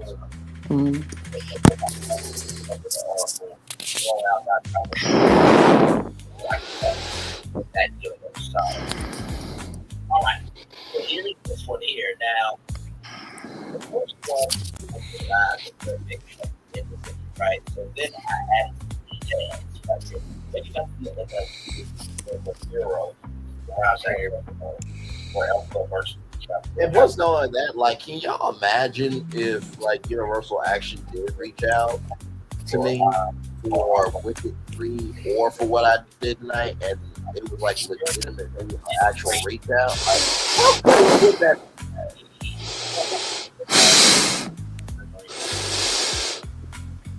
So, here it is.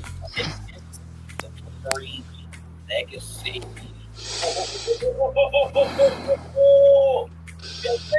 Okay.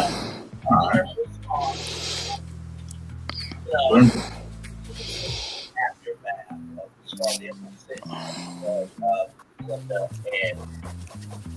Like I feel I would like legitimately like freak out if they actually took it down. Like I would still take it, you know what I mean? But I would be like, wait, y'all got this though. Like what? Wait a minute, I just did this because I was a fan, you know. And I was trying to showcase Yeah, my but resume.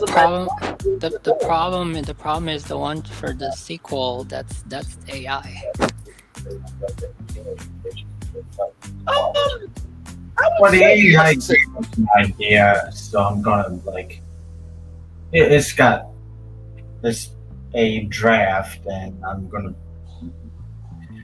It provides me an idea, but I'm gonna make it my own. Thank you, Phil. Yeah, I was about to say I was live on that live. You know, I made some edits live. You know, during the show. You know.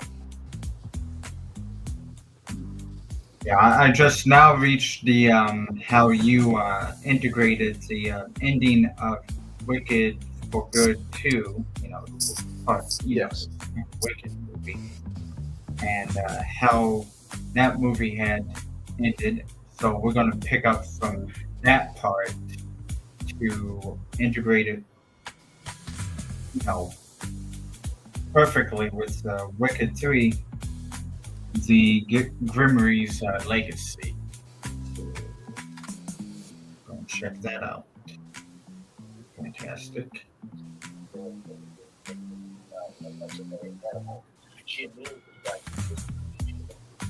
You guys can chit chat a while. I can turn off the volume on my phone. She maintained the narrative that anti-animal expression became the first act to be a formal with vague pardon for the late Madame Marvel, blaming her for the worst of the wizard's excesses.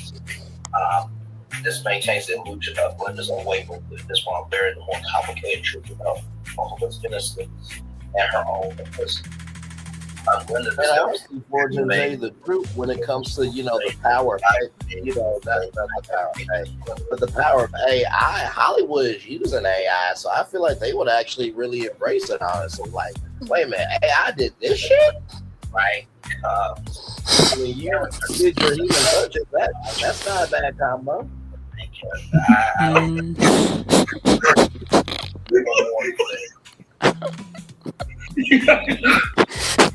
What the heck's going on? What? Dorothy being played by Ziegler. Oh my lord, no. Yeah, he dropped that in the chat. Oh my god. We talk about the flying monkeys. I'm like, you behave yourself. Good lord, we're trying to have a conversation here. To be picked up by Universal and shit. And they're like, oh damn. We were close to picking up Braylon and this idea, but damn, we don't condone, you know, bullying other celebrities and shit.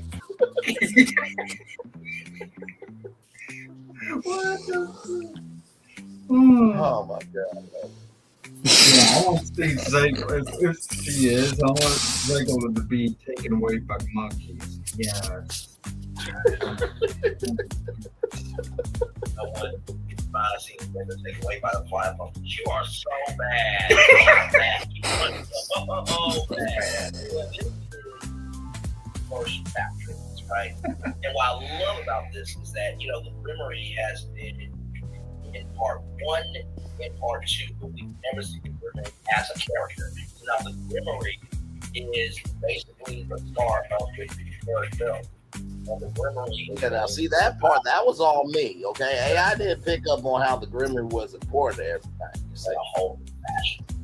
So let's keep going here. Here is chapter 2, the Grimmery's Whisper. Glinda attempts Grimmery to help eyes with the spells against the help. She realizes that its true purpose is not just to cast spells, but to really reveal deep hidden truths about the world and her place in it. She attempts to cast a spell of clarity to help the World Council of Oz agree on the Constitution, but instead go backfires really a third Pyro, not dead but climbing out of the cave, transforming into the scarecrow witnessed by his own ambitious skill and birth, named Nessa Rose replacement. Yeah, Nessa Rose is dead as we all know. But there is a replacement. The revelation briefly realized accounts with confusion, undermine Glenda's authority. I don't know for us as a character. That's not my business. It's a factual thing. Hey, that's their decision.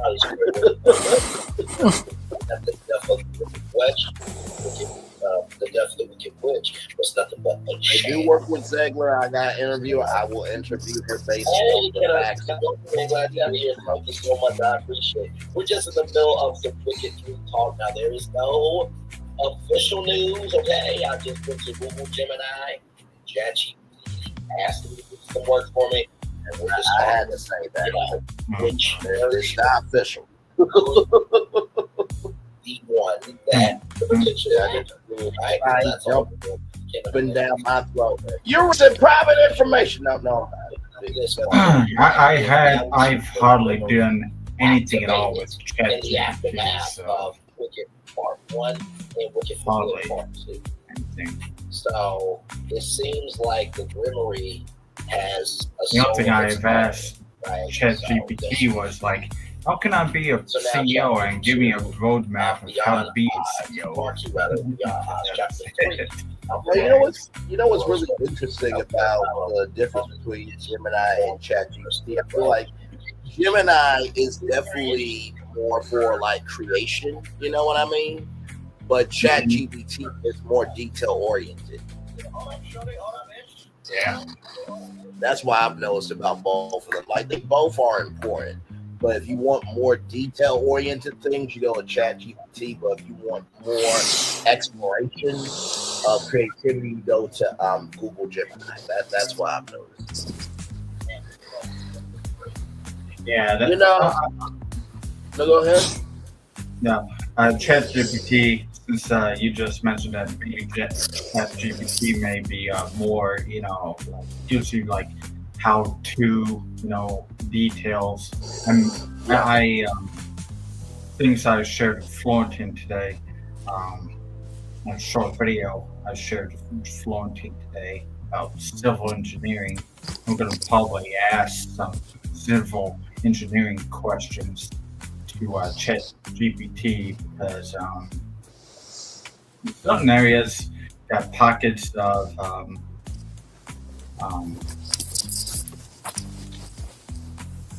there's pockets underneath the ground that makes buildings or major project a real big hassle and make it very costly. Right. In Florida, because it's Florida. And I will say this: I would like Jill Scott as Sierra or someone else. I don't think Rachel has enough thickness for me to hold on to. And Elphaba stick with it. So we gonna have to get somebody of that caliber. I mean, if I'm gonna be in Wicked 3. So that's neither here nor there. Was one and bad, I will which one. First,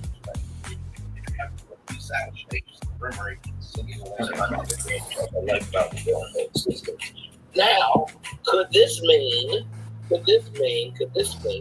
I have to start watching Wicked to finish LOL. You are good, if anything, because you're having a good time with us. And this is Oh my God! Wait. That was What about singing? so. I don't. Yeah, I think you're still watching it. It's not yet. No, that must be further on in the video. I'm at 27.5 minutes. you'll see me sing here in a little bit. But This was circumstantial though. Did Florentine sing too? No, he was bad. And talked about Mariah Carey. I'm just like, good Lord, Jesus, why do I have to do this? It was all circumstantial. I felt like I did a very good job of improvising the lyrics live. I felt like I did a very good job. Mariah would be like, "Darling, you did well, but you did well as a host, not as a singer." I'm sure you did swell. Yeah. Because Well, I thank sing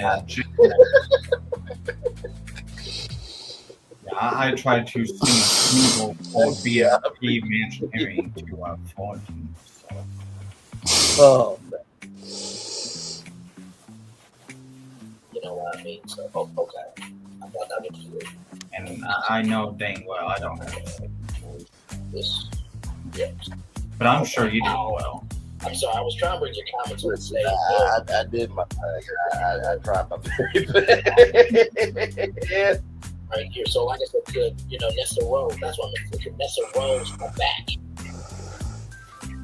Could there be a revitalization spell? And if Nessa Rose comes back, then what will that do? Oh, my Lord. I know. Yes, I had to be animated in this conversation. What's her reminding her that good is what you would know when it's looking for your greed. Choose from her description is simply living a harmless life. The piece is shattered when a small orphan animal of Africa, persecuted by the wizard, finds its way to the cottage of the wizard from the full realization of God. The purpose is no longer to save Oz, but to nurture the idea of a safe Oz starting with this one small, vulnerable creature. And what if the bear that, did and raised up Alphaba also comes back? Yeah, I mean, things can happen. Oh my Lord! And imagine, if you will, right, if you remember your legacy, what if the Grimmery could give new interpretations of the wishes of Dorothy, the Scarecrow, the Tin Man, and the Cowardly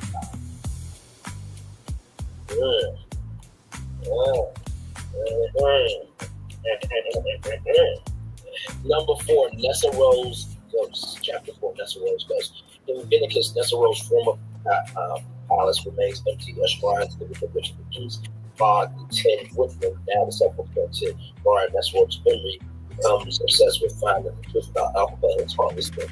The consequence of Warble spell has left him. Now, Warble did not cast it.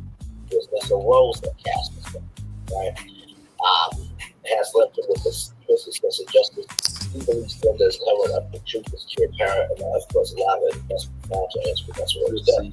Almost As much as it makes sense to see what happened, I just say what we heard before magic to get Pharaoh's attention. And her realization was that she. Hey, I got a question. Would it be more fair if I just maybe somebody should mention that earlier? Would it be more fair if I share screen and we watch this together? Yeah, I can pull it up. That's totally fine. Just right, hearing audio just from my phone over the stream. Yeah, hang on. Let me go. Hang on. Let me get to the live. Hang on. Oh, you do it? Okay.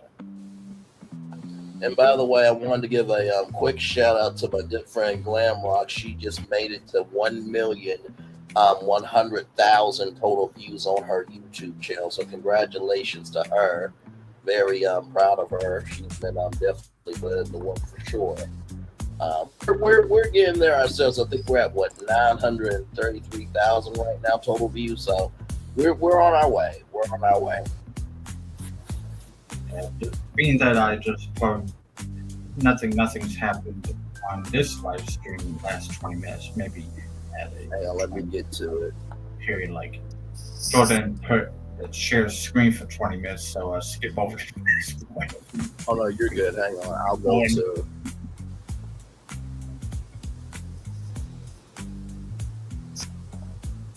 Okay. Let's see, right here. Where were you at? I'm at 2950. Let's just say. Oh, 2950. Oh wow. Okay, yeah. You you still in the early stage. Okay. Yeah.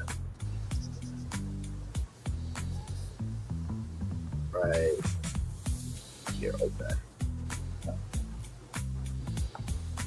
As Lila must be found to answer Nessa Rose's death. He stumbles upon a cold-coded diary kept by Nessa Rose.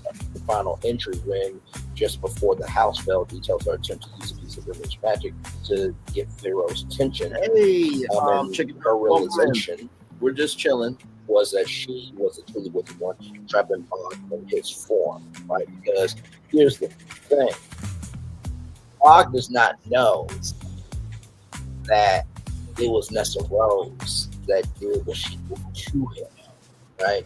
And also, too, why was she trying to get Pharaoh's attention? So there's two storylines right there. Bach's heartless determination wavers.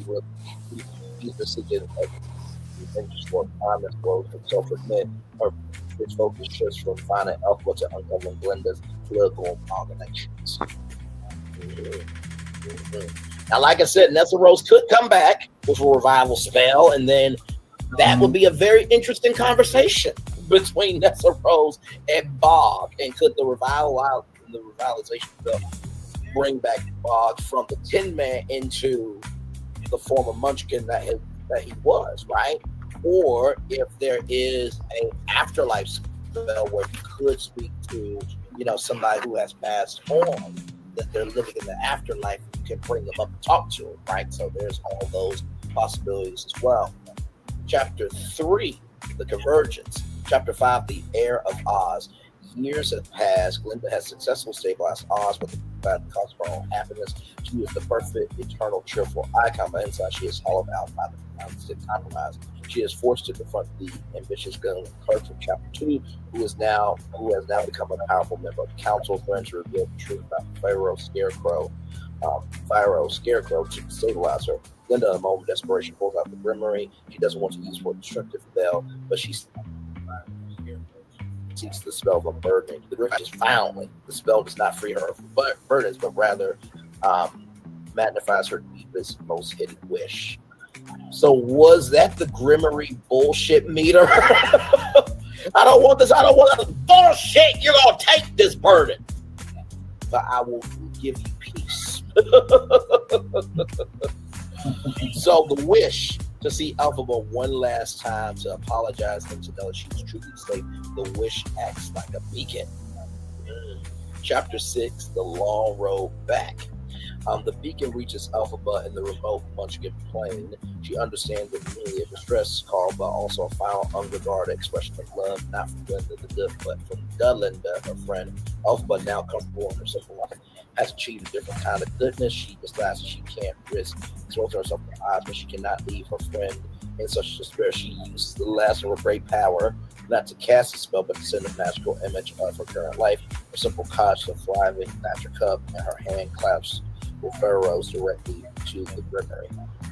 Chapter 7, for Glinda. Glinda is standing before the council, about to concede her authority, when the image fills the room with a silent gentle projection that only she can truly understand. A portrait of contentment and freedom. She sees that Elphaba is happy, safe, and truly goodness that doesn't need to be advertised or sanctioned by the state. Glinda's spine strained, and she understands that the key to ruling Oz is not in the Grimory's power of the wizard. It's not the Grimory's power or the wizard's lies, but in giving her true power, ever imperfect. She turns to the clerk with brutal smile, announces, "I consulted the Grimory. It tells me that the wicked witch's reign is truly over, but it also tells me that the foundation of the Emerald City must be built not on forgotten friends, but on unconditional truth." The epilogue here. The Emerald's legacy. Glinda does not reveal that Elphaba is alive, but she uses her newfound certainty to dismantle the compromise. She begins to govern with honesty, slow and rolling back the lies, starring with a powerful public acknowledgement of the inherent rights of all sentient beings. She never sees Elphaba again, but she knows she's out there, and that knowledge is the true power of the Grimory's legacy. Final twist: as Glinda turns away from the Grimory, the final page of the book seals itself shut. The description changes one last time. The greatest magic is not defying gravity, but staying in memory. Glinda, the Good Witch of the North, finally sheds pretense and begins to truly rule. So that is the Grimmery version. Okay, that's the Grimmery version. You're certainly down that rabbit hole. Listen, this is all in good fun. You know what I mean? I don't know if a Wicked 3 is going to happen. I will say this. I think out of both of these two, I think I like the Emerald Star more because we get to really see the magnitude of the scars. Right. And that's what I'm saying. Like, the Grimmery completes it. But I feel like also the Emerald Star completes it too, but they complete it in two different ways. I feel like the Grimmery, seals the fate of, like, Glinda finally gets her wish and Elphaba gets her wish. But in the Emerald Scar, how that completes the trilogy is that both scars are healed and Elphaba gets a new second chance, which should have been her main chance to be the hero that she always was. Remember the question that Glinda asked, are people born wicked or is wickedness thrusted upon them? I think the Emerald Scar answers that question. Yeah, and I do want to pause it here for a minute because that's a very true statement that I said there. Because with the Grimmery, right? The Grimmery is the main lead, right? But what draws you in and hypnotizes you and hooks you into the wicked world is Glinda and Elphaba. So I kind of felt like even though the Grimmery is still important to the story, right? Because it's a very important piece of the world. I felt like maybe the Grimmery had a little too much screen time where it should still be about Elphaba and Glinda. That's what I truly thought when it came to, the Green Reckoning and the Emerald Scar, that John Shu will probably go with one of those versions before the Grimmery if he just had to choose a version for Wicked 3 for the final chapter. But the Grimmery gives it a different take where Glinda and Elphaba's ties are now folded into history, and how do they write their own chapters in a book that has already been written? So that's a whole other interpretation. So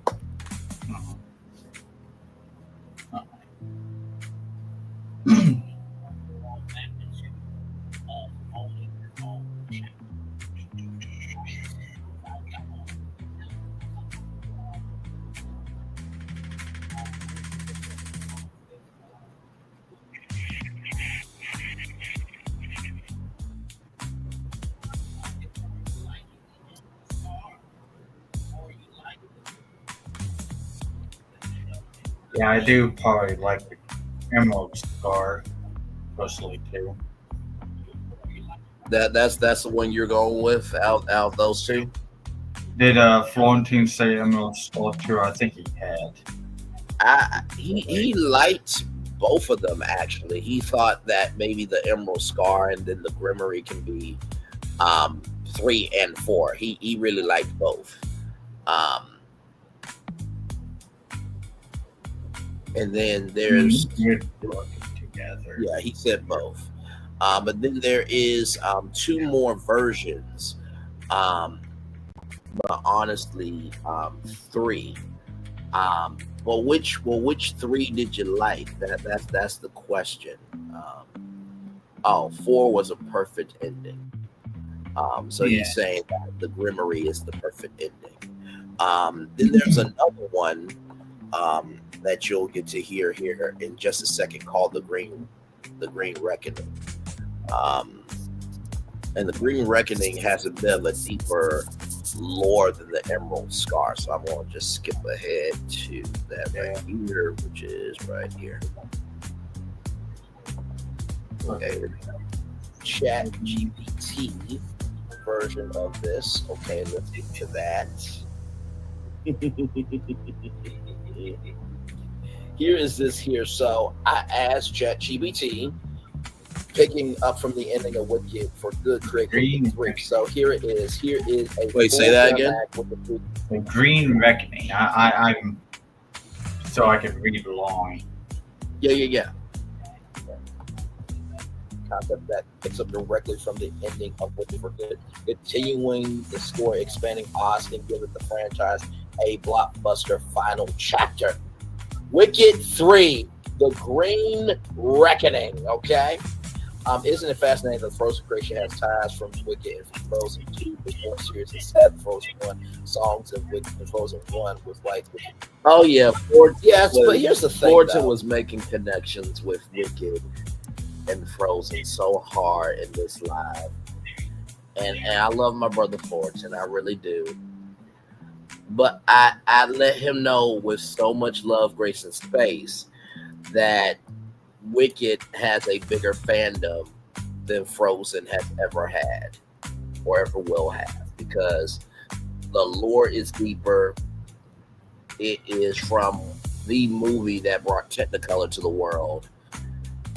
And, you know, the world of Oz has probably been, let me see something.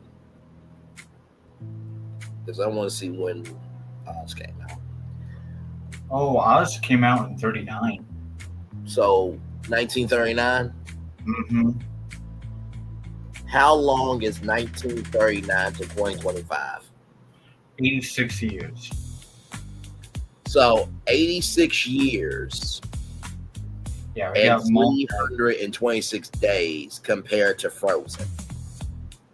You can't beat that history. Yeah, you know what I mean? Who is alive today has seen Wizard of Oz. Yeah. From the oldest people to the youngest. So, yeah. It's got a huge audience. Spans many generations and great grandparents as well. So. Yeah, exactly. So, and I still love Florida. It's no disrespect to him. It's just when he brought the connections up, I'm just like, bro, if you ask a Wicked fan which is better, you know, Frozen or Wicked, they'll say, okay, what's your point? Idina Menzel was in Frozen, okay, and so, but it was a good. You'll see it here. We'll talk. For Good is a better song than Let It Go. Okay, I said it. Wicked is a stronger franchise than Frozen. I said it. So bad. Disney, I don't know why you put that much money behind something. Seriously. I swear Kristen Bell idea but they'll gonna be like, well, screw you, damn it. Hell, other people enjoyed it. Shit. Why you gotta be so mean? We get mean to annoy everybody. It's like, well, you know. I don't know. Frozen just doesn't have that classic. I don't know what you can call to it.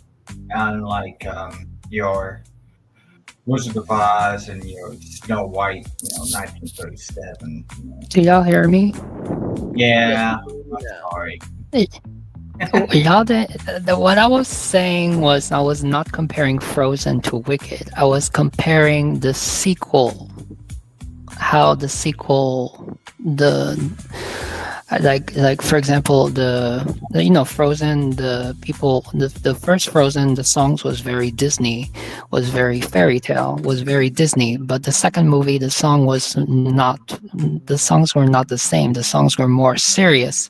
So the Wicked for Good was kind of like the same too. The first Wicked with the songs was very upbeat and choreography, very energy and everything. And then the second movie, the songs were different, and it was more. They both the sequel, they were more grown up. They grew up. So that's what I meant. I was not comparing Frozen with Wicked. Okay, thank you for clarifying. Thank you. Just thank you for the context, good sir. Good sir, thank you. No. The more you know. And this is the thing, Joe. I want everybody. And I never said Let It Go was better than For Good. Let's care about it. Well, you know, I just had to make it plain for the audience. You understand? I just had to make sure that vocal drive, you know, stopped right there. You know what I mean? In case it was going to be said. But you know, with that being said, and my mom, she worries about my mouth all the time, and I feel like for the Frozen fans, if they heard that I was going to, you know, be announcing a Frozen announcement with Kristen Bell and Idina Menzel or Idina Menzel, that I would be rude to them on stage at the D23 Expo. And I just want everybody to know, I am a professional, okay? I cannot like something, but understand the fandom and still give an exciting announcement. You understand? I just don't have to watch it, you see. But I'm sure Idina and Kristen will be like, you really went off and just said our movie was shit on your show. Like, good. Like, what do we do to you? It's not you personally, Kristen and Idina. Y'all seem like lovely individuals. You really do. It was just your existence.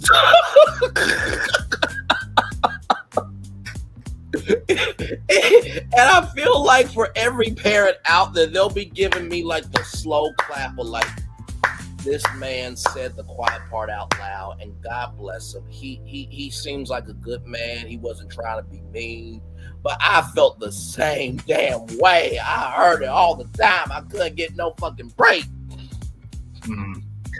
Yeah. Honestly, I never actually did see Frozen 2 at all. But I know my family did.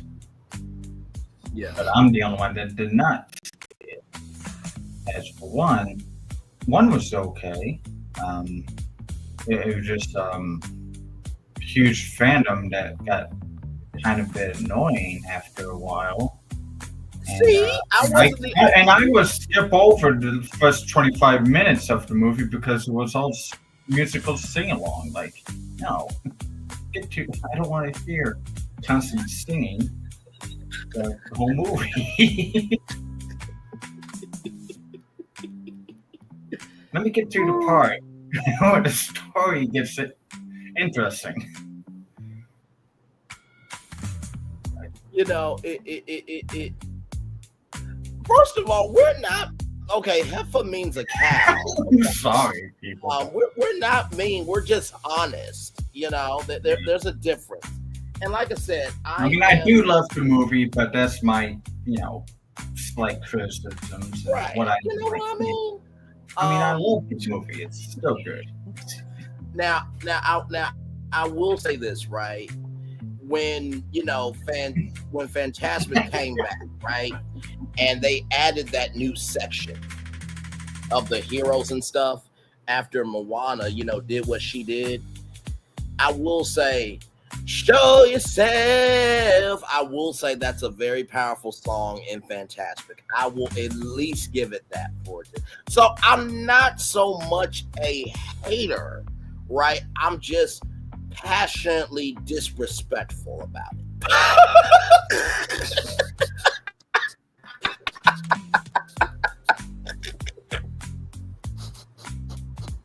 That sounded so damn mean the way I said it. It's not that I'm mean. I'm just passionately disrespectful of it.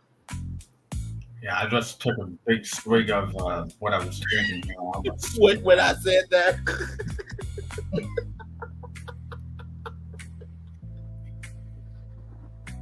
Oh my God. Should we look up the definition of heifer? We can, but I do think heifer means a cow. I mean that's why I've known heifer is for a very long time.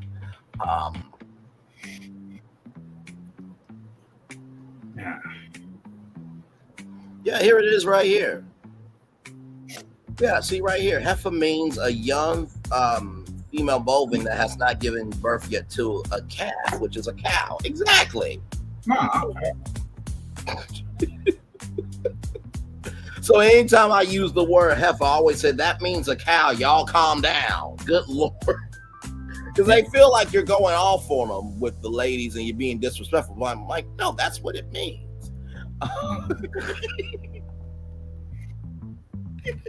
Yo, mean.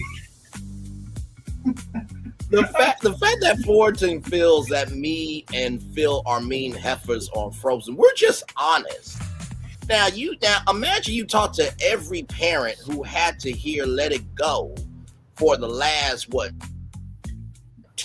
years or so, times. as long as that was out. Say that again, Phil. 500 times. Yes. You know what I mean? So. Oh, what was that one song that was like that was before Let It Go, which was played constantly? Oh, do you want to build a snowman? Yeah, that or what? Yeah, it was. Do you want to build a snowman? And it was another one too. Anyways, yeah. Well, I mean, we could put Bob Iger in Frozen then, since he has a Frozen mindset, if he thinks it's more sustainable. Yeah, and yeah, that's one thing I've always noticed. Like after Frozen became a huge thing, that nothing after Frozen was really exciting or as great as that movie was. Or meets the standard of great. I don't know, I might be just a little bit too cynical or a little bit critical. I can't find which movie followed. That's true. Everything after Frozen 2, everything. So exactly. So you're on the same train. See, ain't this some bullshit? Everything's on the same track as. Defending it as hard as you did. Yeah. But of course, it is all good. We love our friends with different opinions. Everybody. And just know to Idina Menzel and Kristen Bell. Frozen 2 was the last time I went to the movie theater. Yeah. Just know to Kristen Bell and Idina Menzel, if I do have to make a Frozen announcement with you at D23, just know I will be extremely honored to do it. And I'm going to give the best damn intro that Braylon Lee can. Okay, so I will not be disrespectful of the Frozen fandom. Okay, let's just agree on not playing. It's time to let it go and make the announcement. As long as we don't do that, we will be fine. Okay. Can't you all let it go and move on?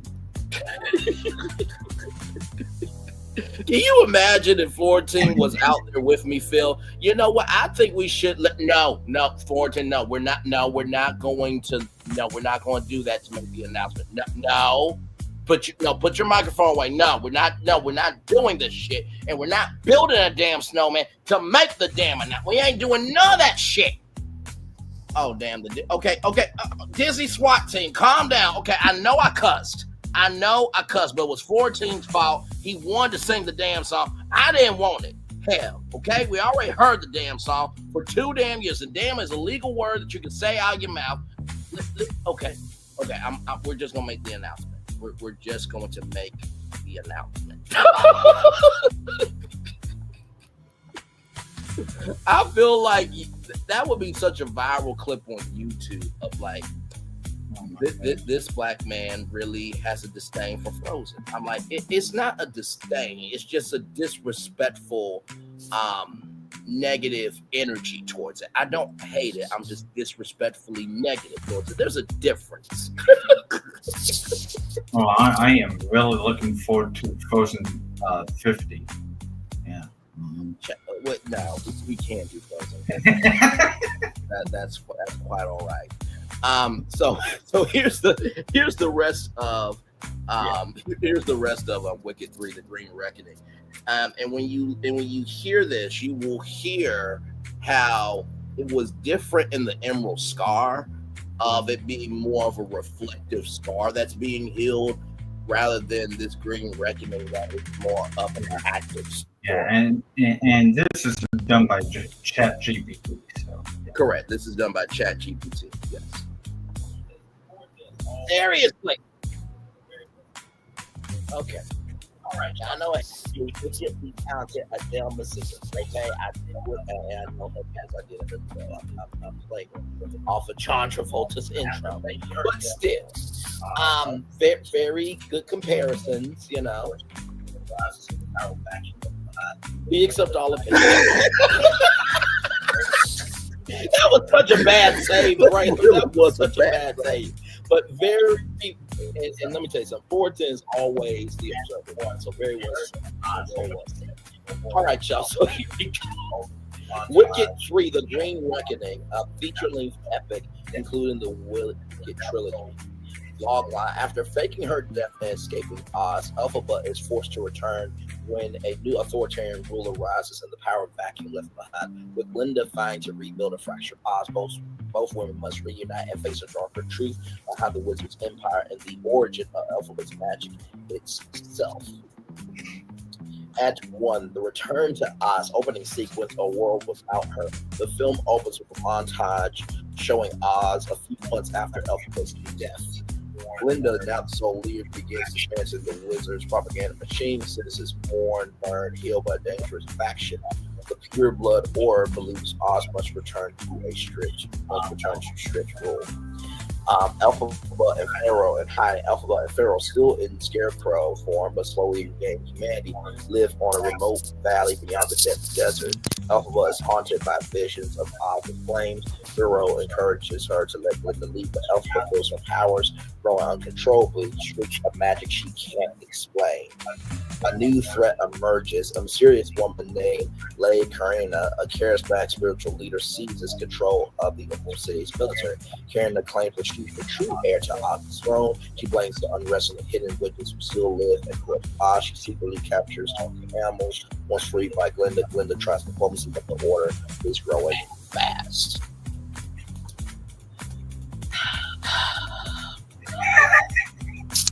You know what? Because you are my friend, I will let you have that opinion. like you actually can let your friend act. Like, I'm giving you permission to have an opinion, but Thornton, yes, I will say both of them culturally, they are very high impact. I was being very generous when I said that statement. We all know that For Good is way bigger than Let It Go, but I was being very generous because Thornton's my friend. Okay, rolling on.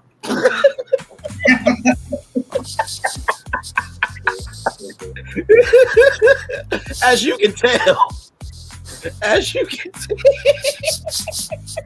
just over here shrugging my shoulders like. As you can tell, there is the host persona and then there's the best friend, right? And you know, those two meld together, and I'm not being the Wizard of Oz, I'm being very honest here. 14, you are not getting roasted, good sir. Good Lord. I was just being honest with my opinion.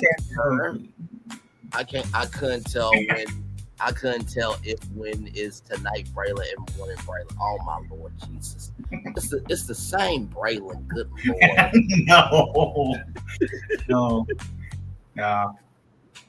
Now, we love you, Florida. We really do, man. And listen, if it makes you feel any better, right? I have the same energy with my own family in real life. Like, they will tell you I flamed Frozen just as hard. Okay, so believe me, I'm not faking it with you. Believe me. Okay, first of all, Idina Menzel will not do that for many reasons. One, she doesn't know me, for one. Number two, she should get to know me for herself outside of this moment. And number three, I have done such a fantastic job with honoring Wicked that she will understand that people have the right to freedom of speech. Okay, so I think we'll be fine. One thing about yours truly, I am a very good wordsmith, okay?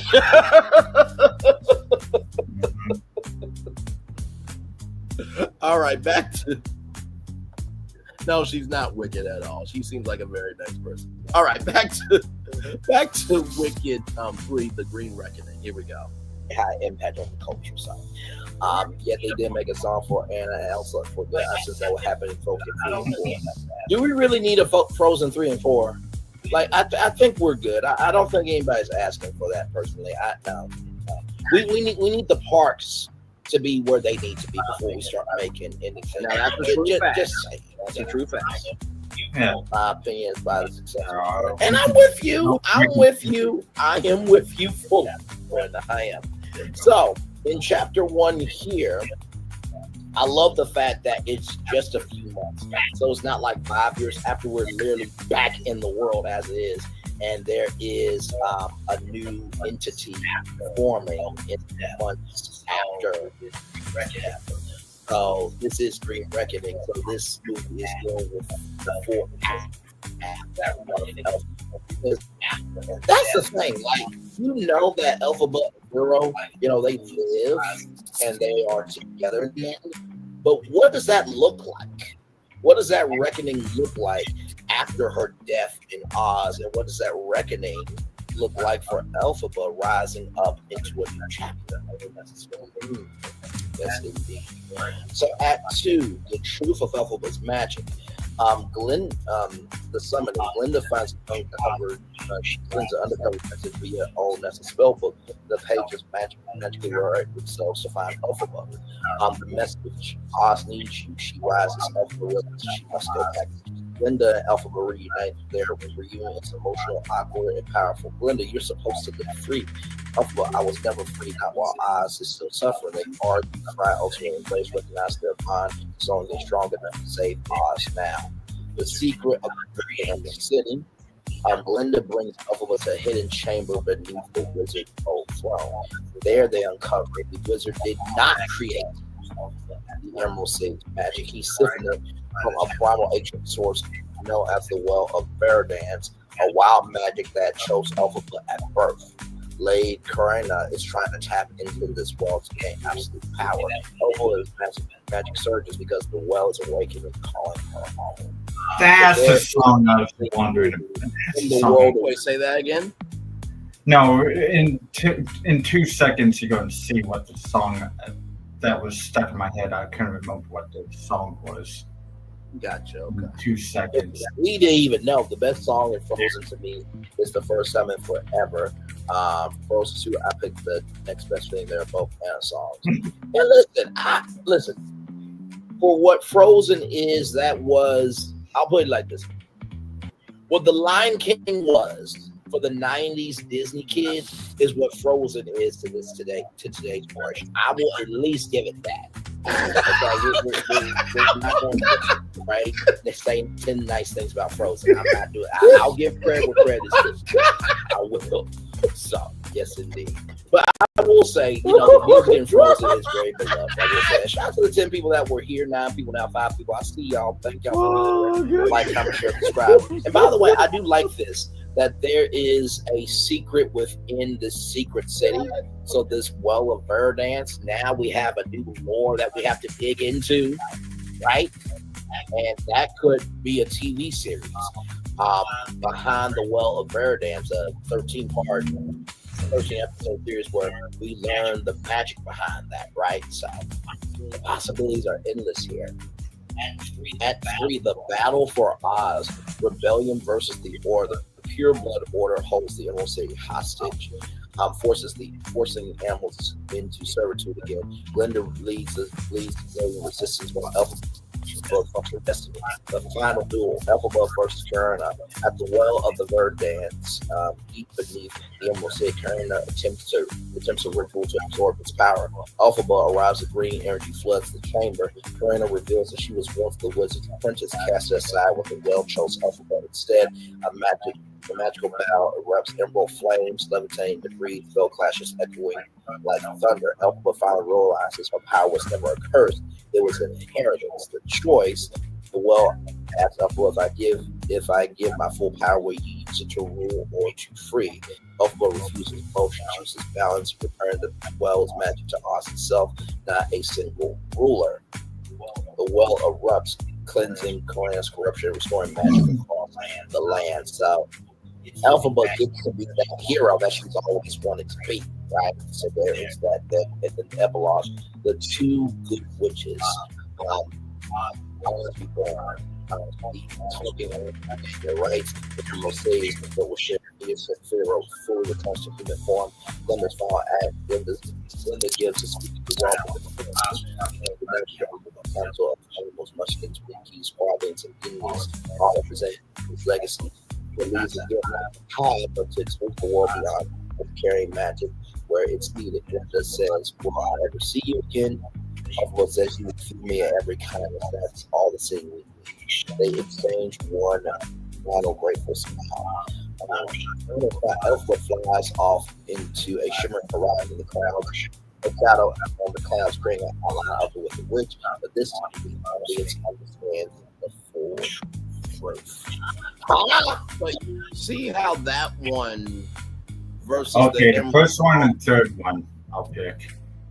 Yeah. Because you see how there's more activity in the Green Reckoning, right? And there's a fight with the old versus the new. And I hinted that could have been, Elphaba's daughter because she was a green skin. So there's more connections there. So I felt like the first one of the Emerald Scar and the Green Reckoning would be the two movies that John and Chu would actually chew on because they're still involving Glinda and Elphaba. While the Grimoire, while it's a great tool, it's pushing back Glinda and Elphaba into the Grimoire, where the Grimoire is being, like I said before, Glinda and Elphaba are adding their chapters to the Grimoire, but it does take away from the majesty of these two characters, if that makes sense.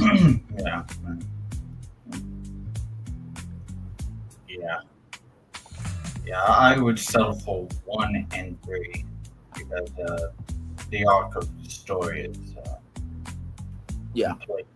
Yes. And you will leave understanding why Elphaba is, etc. Yeah. Because, if you're going to end it on 3, it needs to be the final conclusion. There's one more battle that allows Elphaba to have her, legend written permanently, that she finally gets all of that history wiped away because Glinda got it in, for good. We saw at the beginning of the movie how Glinda is the ruler and she's the representative of Oz, but Elphaba never got that happy ending in Oz. So I felt like Wicked 3 should be that happy ending for Elphaba. And then the chapters are concluded. Yeah. I like tying up knots and don't leave any loose ends. Yeah. Very good. No, we do not need a Toy Story 6 now. I love Toy Story, but at this point, they're just doing this to make money. If I was Tim Allen and Tom Hanks, I would still do it because it's guaranteed money. I wonder if your love would change if they kept Elsa as the villain. I could care less about it. It's the same energy as it exists. It's in the world. I hope people enjoy it. I'm going to drop some maybe Raya's coming up.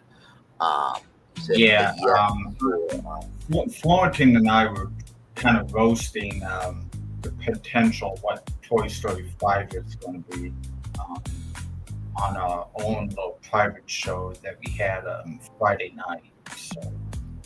Yeah, I haven't seen the Toy Story 5 trailer. I get it that they're trying to keep up with the modern day. But I feel like that would be implied. You know what I mean? But I remember something that Steve Jobs said in a unreleased video that people will be watching Toy Story in like 60 years, right?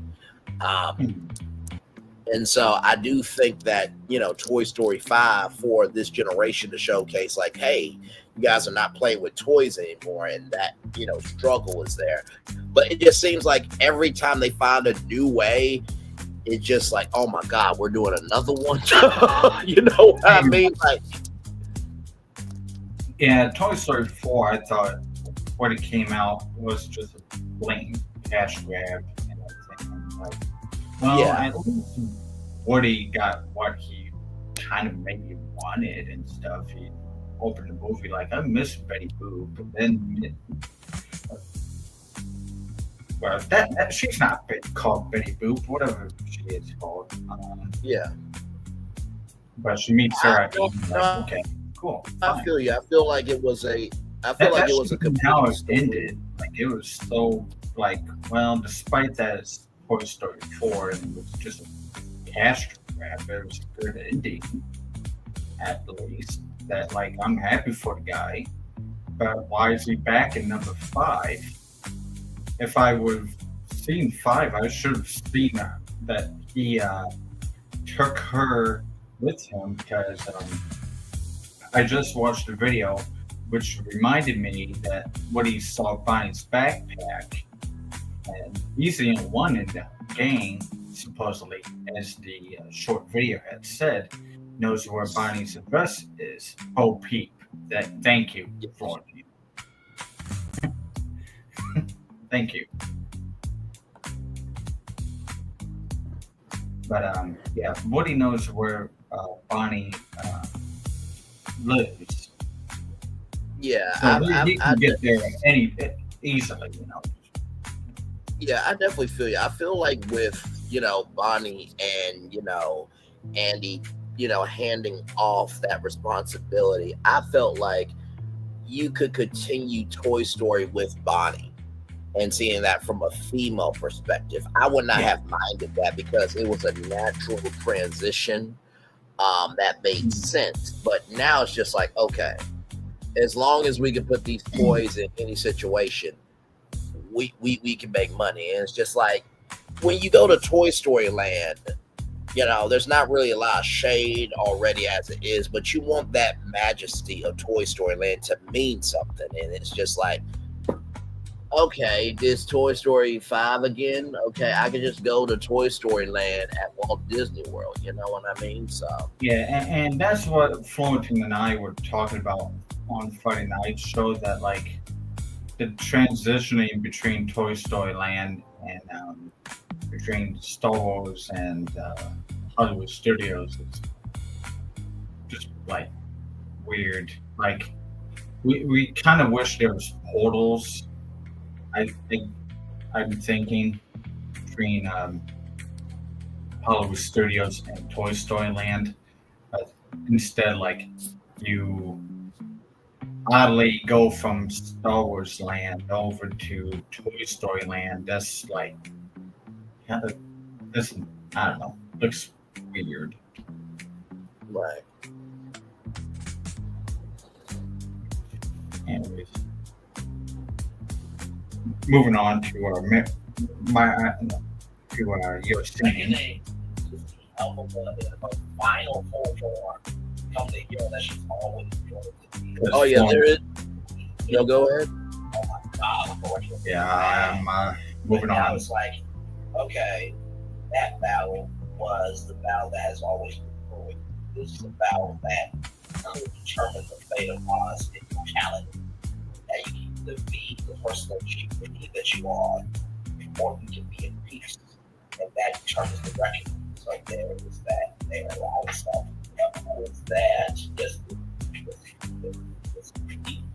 oh man, I love this conversation with y'all. This is so good, so good, so good.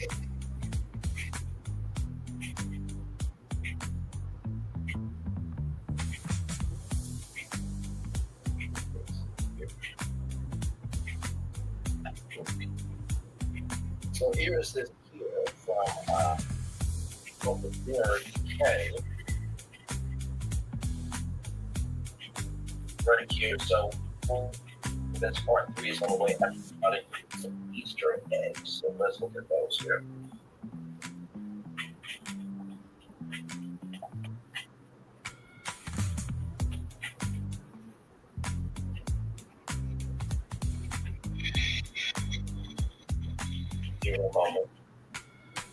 So, when StreamYard like cuts out, I will be back. Don't worry about that. Okay, there we go. There we go. Okay. See that thing you want to work on? So here are some instruments here. So Alpha finds little figure go back over the zero have perished. And he agrees with the comparison group if I happen to spend away odd treatment dirty that once played them. Oh, gotcha. Okay. Yeah. If I was not detailed enough, yeah, that's what we're talking about. Understood. And we were talking about how we can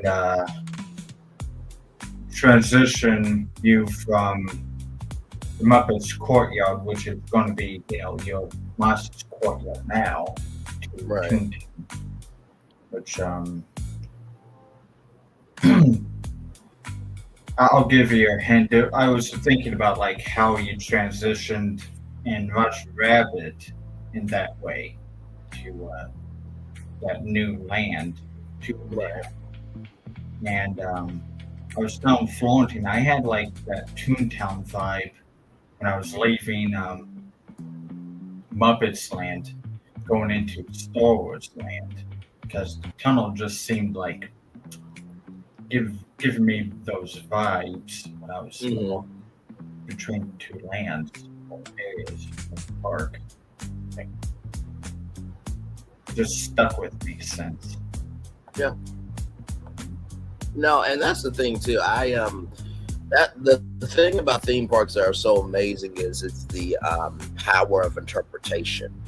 How one person sees it may not be how another person sees it, but it's the power of camaraderie and sharing community. So yeah, I definitely see that. And there are rides that try to honor, what has been there before. So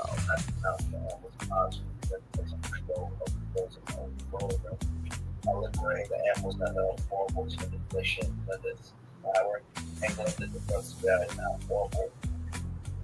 So she introduced the four bonds adored by its inhabitants, which is very oh yeah, I think this is the final Grimmery story, I think. Ever. Those final books make them so that fans make it. I'm just watching the little story that you had find like Easter eggs. Emerges with Alpha Hero and take place to be Oscar where Alpha tells Hero, I wish Glinda could know we're alive, but she can't. No one can ever know. This line has been tripping theories that their band shall not, but she exposed paving the way for a future confrontation and reconciliation. A further head announces whether not citizens of odds that which was dead. However, when she subconsciously uses the memory of the spell book, provides her with a delicate expression that her closest friend might still together. This moment also creates the role for the prospect of additional installments. So when I hear one comment, it's easily people on social media, one comment. I feel like not doing just make everything feel incomplete in a way, or at best with regards to every person. And it already is. In other words, there needs to be a part 3. Glinda eventually find out that Pharaoh the live Alpha found out that Alpha will kill us Rose, but you get the rogue sacrifice of Alpha over the end. That's right, because Alpha doesn't know that. Others reference the additional novels in Murder Files collection. It doesn't end after there's Son of the Witch and other books as it happening in the movie does. Good one is posted. Another first twisted continuing sci-fi continue with series goes Son of the Witch, the live on men for us before and then our oscillation off. I do believe that Alpha, but hang on, let me take this in.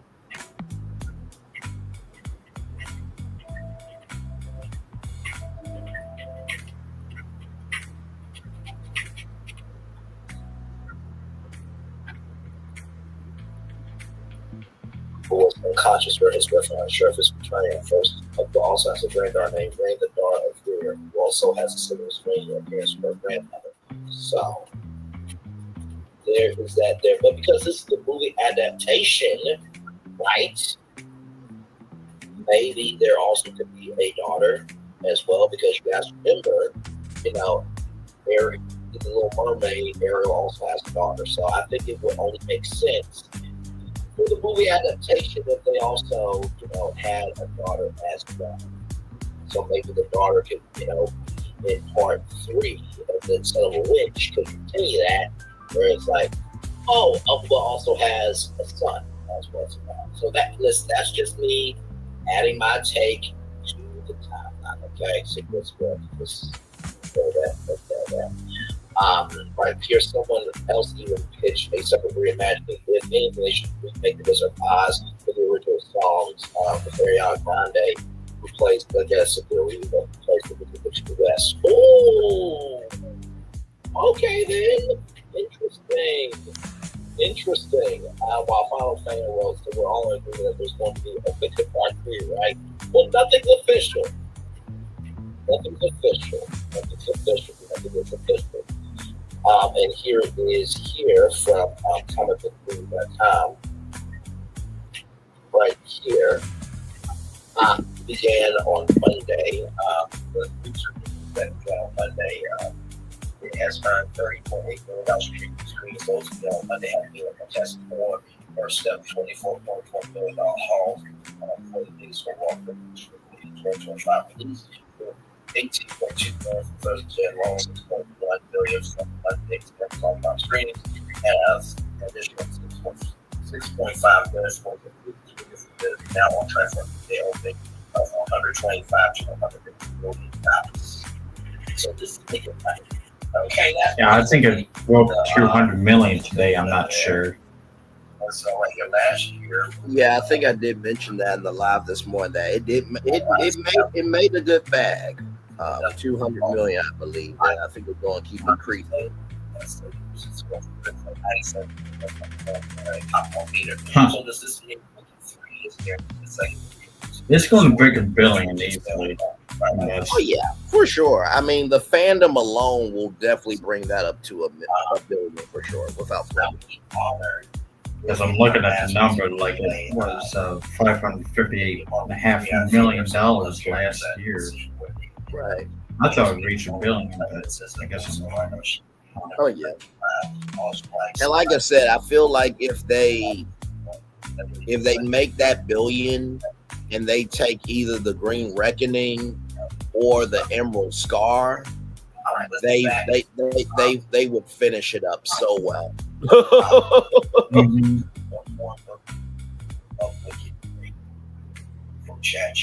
There's just one more. Oh, there's one more. Okay. And you know what's crazy? Look at this. You mean another one from ChatGPT? Okay. Isn't it interesting? Yeah, that's the last one. Oh, the Memory And Wing. ChatGPT, they both use the Rimmery. Oh my goodness. And they both use the Emerald Scar for, Elphaba, and the Green Reckoning for Elphaba. So maybe ChatGPT and Google Gemini are like, okay, this is where you're going, right? So, of course, nothing is live is official. Oh. I just want y'all to know nothing in this live is official. Okay, there's no official word that there's no official word that okay, so none of this is official. I just want to say that. So now it would be a huge honor if other YouTubers would be live and talk about what they believe of the fitness that we talk about here, and then give their take. That would be amazing. But if Universal, pictures, they I was going to say, like, AI communicates with each other. Yeah. Because it's like, okay, are y'all picking up the fact that this really free? Y'all are taking this down. You know what I mean? Because it's canon. So yes, okay, y'all frozen. Give me a moment. Anyway, that here. Let's see here. What if Van Mormon, which is for good, she was now principal. She was the principal account secretary of Oz. I thought she was like the wizard. you know, they were not in there. They're working on one free. Oh, I know. Oh, I know. Oh yeah. Oh, I know. Jim, Jay, and They went down to find and Chronos. Yeah, I had to let them know that it's not canon. Like nothing was official.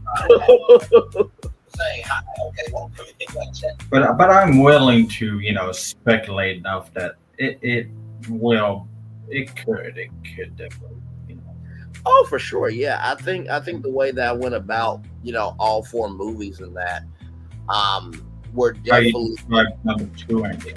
Yeah. Say that again. How you mentioned about how number 2 had it. Yeah. Yeah. No, absolutely. And every movie that we talked about, through the power of AI, this morning, was based in reality. So it's like any of those movies can be made. But I really do believe out of all four of those, if you had to choose two to really, chew your teeth on to decide which one would be Wicked 3, it would be between the Emerald Scar and the Green Reckoning. And I think for the dramatics of it all, I think the Green Reckoning would be chosen. But for the finality and the completion of it, I think that they would probably choose the Emerald Scar because it stays on that trend of the Wicked for Good movie. It builds off of that serious tone. Yeah, I like to, before I even get into number 4, which we're going to see what it's all about. I do like 1 and 3. So. The 1 and 3. Yeah, you were saying, even like this, someone will just leave there. They take this down. That's confirmation. Right, that's what I'm saying. So listen, none of this is official. Okay, none of this is official. Okay, none of it. Okay, if it's for entertainment purposes only. Okay, so listen. Question is the Grimmery just the same as the Gemini? Yeah. It's just variations to the Grimmery story for both ones, for both movies rather, but it's hard that remains. But now the official stands is not being almost 4 hours. And honestly, too, to tell you the truth, the Grimmery really could be its own series as well. I mean, even if it didn't get made into a movie, it could be its own series very easily. Oh yeah, I heard you say that it could be a good little mini series. Yeah. Mm-hmm.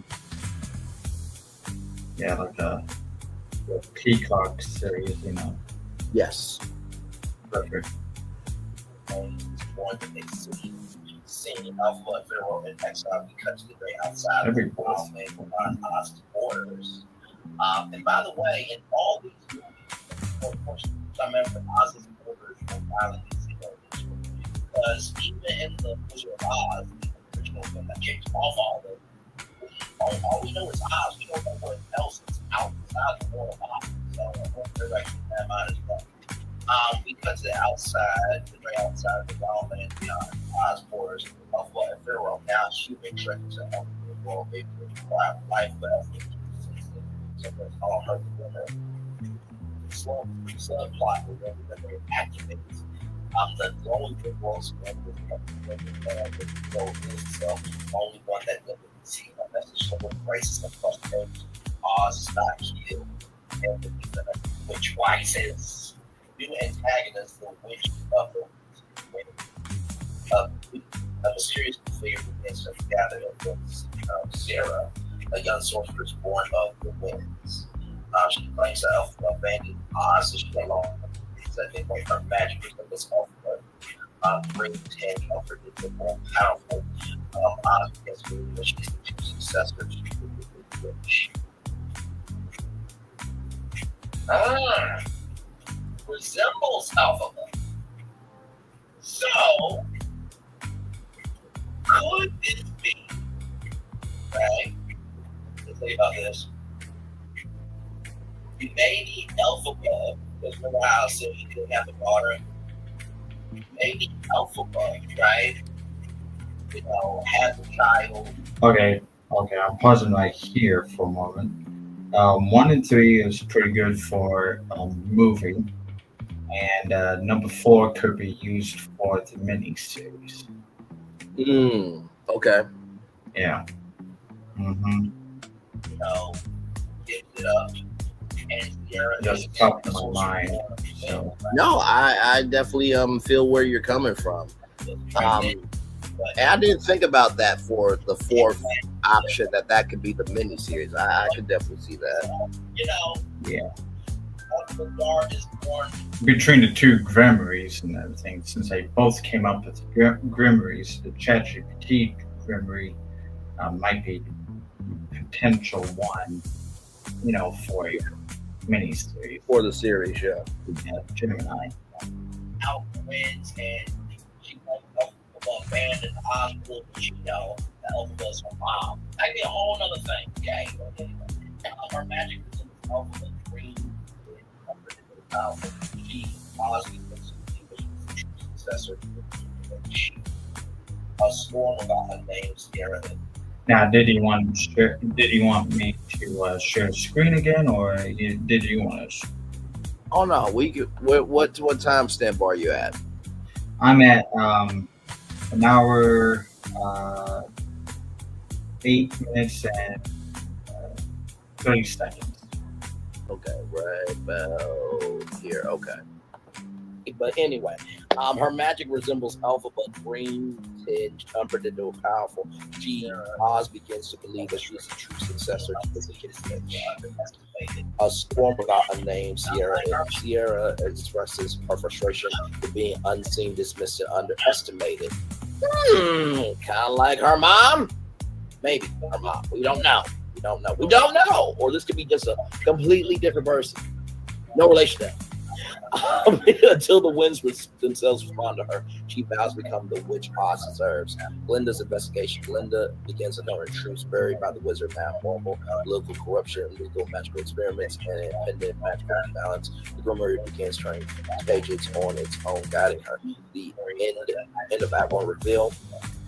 Using the Grimoire, Glinda accidentally opens a vision portal and sees Alphaba alive from her gasp in the act.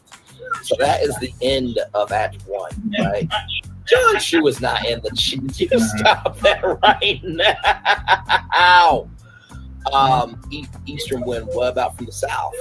That could be You know, Fullerton, I feel like that could be a spinoff. Good sir. bad witch of the South. The good witch of the South and the bad witch of the South. Yes. Or maybe cameos in Wicked 3 and Wicked 4 potentially. But let's roll on. Yes, indeed. So here we go with Act 2. Opening the world beyond Alphabet Pharaoh, the couple began settling in a small border village. They debate whether to start a new life or confront the past. Alphabet's fears returning, but fears continuing abandoning Oz even more. Glinda makes a choice after the shock of learning is alive. Glinda decides to find her. She travels under disguise, guided by the Grimoire. She encounters Sierra along the way, now gaining popularity. Followers Sierra. Oz doesn't need the Wicked Witch or the good one.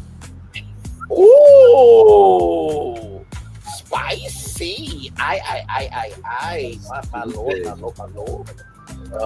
Sierra got some. I really dig that energy. That's something right there. All in good. Something more than good, Glinda.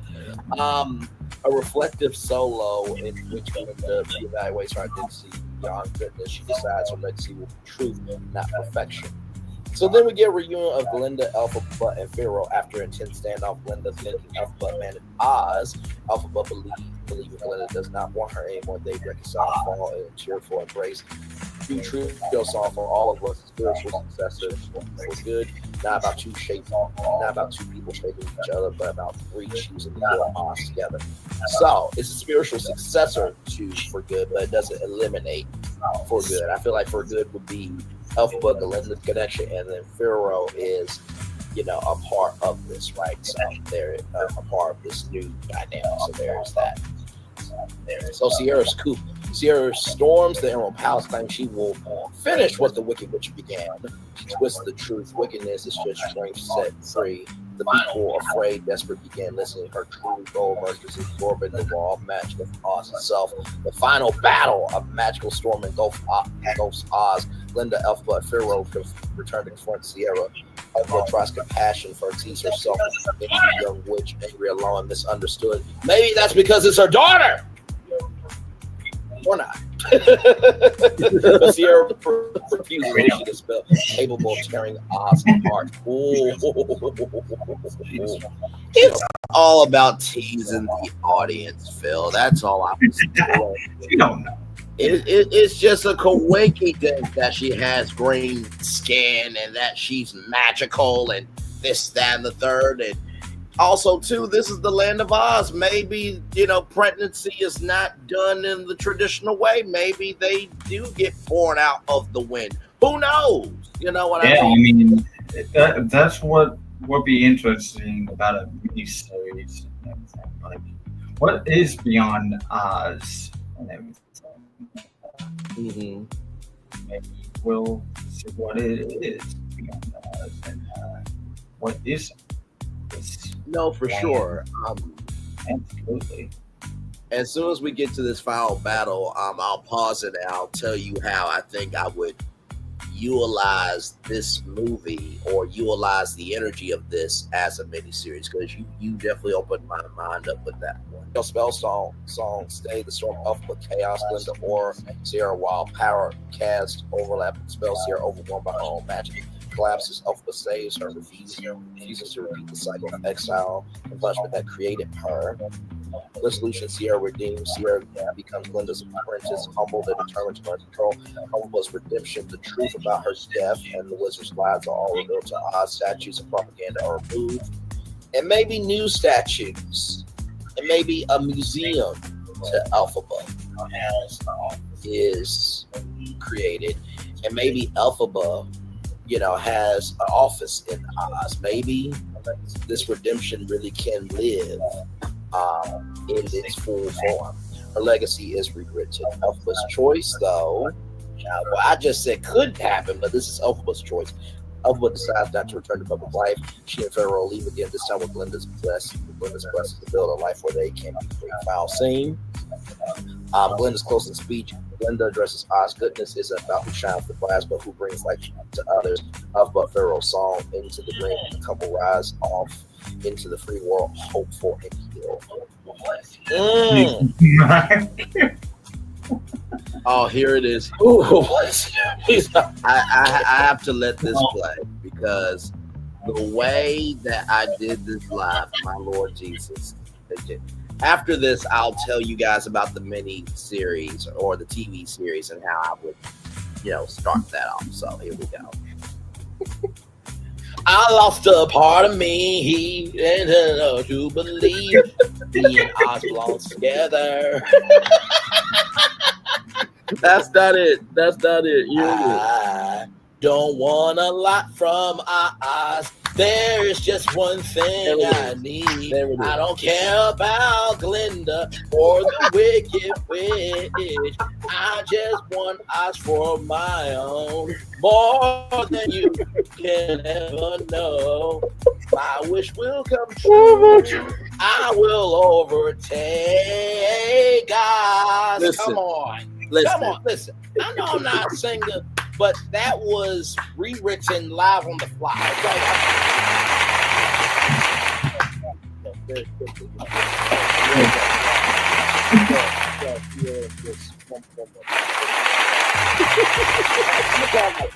We done the whole shit. Listen, to do that live was not easy, okay?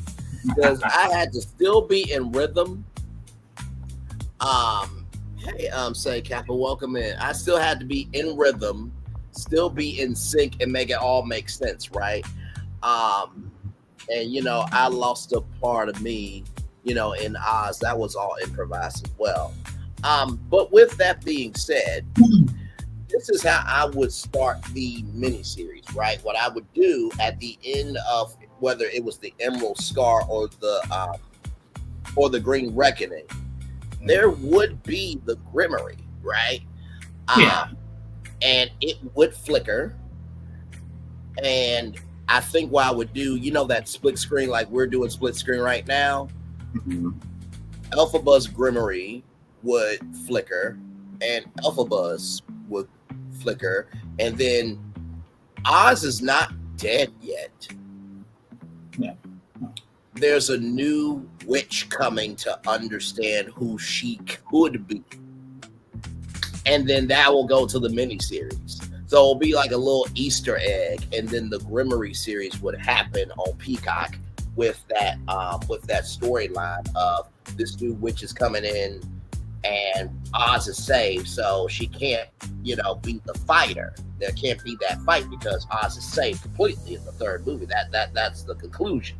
But you know, maybe during this Grimmery series, you know, we learn that this green person that resembles Elphaba at, you know, maybe season 2, because you want to build out this character. By season 2, maybe at the beginning of season 3, we learn that is Elphaba's full-fledged daughter. And then when you get into the spin-off, you know, sequels of the books, then when it comes to Son of a Witch, then it's like, okay, it's not just the son of a witch, it's also the daughter of the witch. So now you have a son and a daughter in Oz now in the movies, and then there you go. So it can flow back and forth between TV shows and movies. So that's how I would do that. Okay. All right. By the way, John Chu's in the chat, as Florentine said earlier. Thank you, good sir, for that. I from your mouth to God's ears, I appreciate that, good sir. You know what I mean? So, but no, like I said, I appreciate you, Phil, because I did not think about that. I did not think about the Grimmery could be a mini, you know, series, or even it could be a TV series by itself. I think you can coin the mini-series, or somebody coined mini-series in that morning show, and I just started thinking about, like, watching the video. That legs. Oh, yeah. There's a big fan base for it. Make use of it. You know? And that's the thing, too, like, the way that I would do that is I would do the mini series to like build out the fact that that's Elphaba's daughter, you know, for 2 to 3 seasons, and then if the fans like the first series, then they could approve it for season 2, because the Grimmery could be its own series within the world. And you know, if there's anything that, you know, could be impactful, then there's a new season of the Grimmery that, you know, that story's in the TV show, then that ending can go into the movies, and then vice versa. So the Grimmery is always a reference point to how the movies could potentially go. So you have to watch the TV show in order to understand the films, where it's like you have to, with the Marvel, you know, movies, you know, you watch the movies in order to understand the universe, but you have this main TV show that's the foundation for the world of Oz. So I like what you did. Very well done. Mm-hmm. Yeah. Yeah, that's what's nice. That's what's good about our interactions, is we bounce ideas off each other. Absolutely. Yeah. So, summary of all today from this morning to now. Yeah. And a marathon of how we could. Now, I have not watched the first movie at all, but I am interested in watching Wicked 1, I suppose now. Just know what it is. And, yeah. And I think too, actually, because you've been able to actually help me out in a great way of figuring out how to utilize the grimory in the world. Now, when you watch part one and you understand that world, and then when you watch part two, and then when you think about the Wicked 3 of what I pitched, it's going to be like, oh my God. And then there it is. So, oh, yeah. Yeah, it's got like it.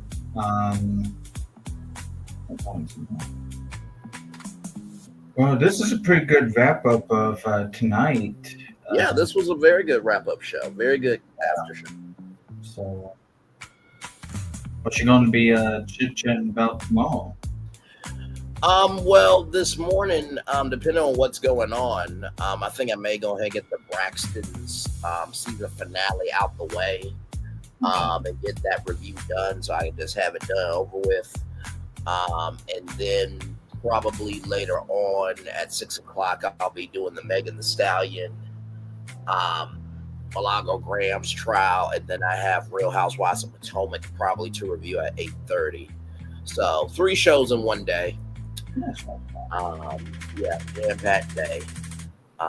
Like I said, I'm hoping by the end of this year, that hopefully by the end of this year or maybe into next year, I'll finally get my media job, because I feel like I've proven myself more than enough. With the channel and how creative I can be, I'm just like, okay, at this point, my resume is my YouTube channel. Like, somebody pick me up at this point. You know what I mean? Like, yeah. I'm ready. Yeah, I picked you guys up on watching the show I missed out on because something happened on my end when I was using the Gemini app when I was making my Epcot resort. Yes. Me cancel my Epcot resort, and just after seeing you guys' Epcot resorts, they're very, very good. I'm going to redo mine. That's just motivating to redo mine. Just tweak it just a little bit and implement some of their ideas into mine some way or another. So and listen, whenever you get done with those, please submit them, because I would love to see what your interpretation of it was. And honestly, when it came to that live, it was really thinking about how could these hotels complement the world that's already built. You know what I mean? And was interesting, doing that live, because it was like, okay, how do we make this world better than what it already is? So, to create, a Super Nintendo, hotel, it's like, that's never been done. So you think it's just, we'll just do Mario, Peach, Luigi, and make a floor of each and then be done. But it's like, no, you want the story to continue at each hotel. So I think that's where the minutia was a little bit of a valley to work through of how do we, mentally make this happen where it makes sense. And that was for all of them. I mean, even I think the hardest one, How to Train Your Dragon wasn't hard at all, because you had the world to build from that. The Harry Potter one wasn't hard because you had the world to build from that. Celestial Park was already, Grand Helios Hotel, and then the Legacy Hotel, and then the Throwback Hotel. Those were easy. I think the hardest one probably was Darkmoor and Dark Universe, because that world has never been in the world. So you really had to pay attention to not just the architectural detail, but the soulful frequency of what that world was giving to portray a hotel that would match the magnitude of that one. So I think that one was probably the hardest hotel to create. Now, speaking of Darkmoor, Florentine showed me a picture. It might have been an article. I don't know where I can find it now. It was mentioned a month ago. But he said, I don't know if Braylon knows about this. This dates back to 1990, time for Universal Florida, about an Egyptian resort Did he share it to you? Not that I know of. I don't know how I can find it on my end. See if you can find it faster than I can. Don't look how he came across it. I'll just try to type in Egyptian resort. That is interesting that they would try to come up with an Egyptian resort. I mean, did they come up with the Egyptian resort because of the mummy at that point? No, he said that when I clicked on the link, it was like pre-mummy. Okay. It was like, if you know what I mean, my interpretation is like your old, classic, like mummy movie, which I'm guessing is like Bela Lugosi, something like that. Or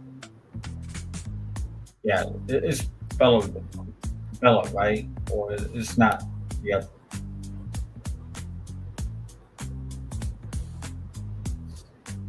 It's not Boris Karloff, of course. Not. What is it? Shoot. Anyways, back to looking for resort.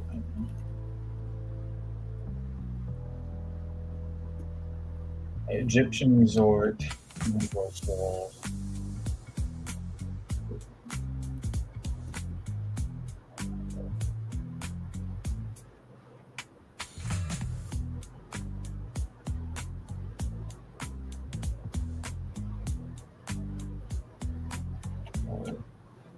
Maybe I should just say concept instead. I can't find it yet. Show me ones that exist right now. Beyond this.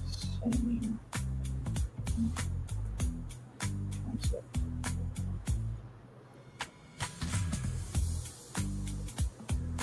And also Orlando. Okay, here we go. I may have it here. So hold on. Gives me an AI summary of the that Florentine shared to me before I can even find the link.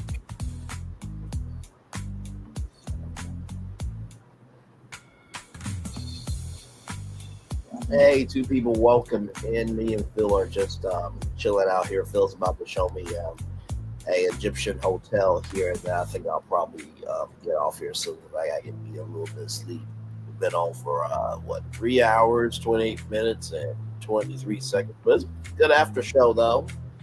Yeah, you can see my screen. Okay, let me go backstage. After doing my own little show on my end, wow! Stage, screens on my end, so I learned a few things. Wow! This unbuilt project is not widely available through official sources. Wow! Yeah, but he showed me something.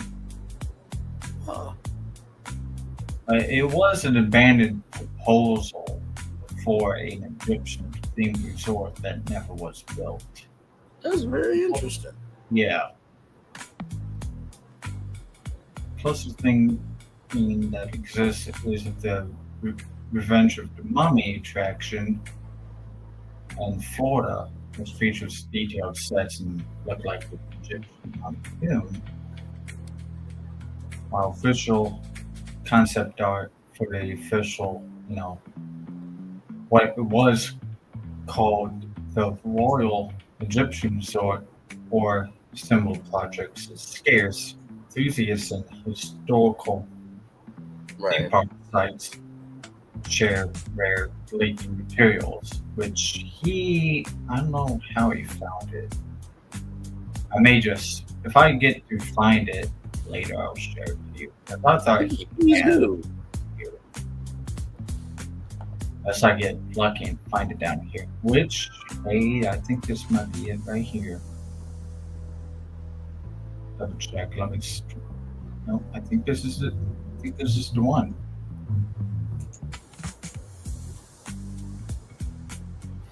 Okay. Hold on. Oh wow. No, wait on. Wait a minute. I don't see it here. That looks like an Egyptian resort. I don't know if that's location. Doesn't give me the picture. Definition. Oh, here we go. Here we go. Let me make this window bigger. See. Close that box.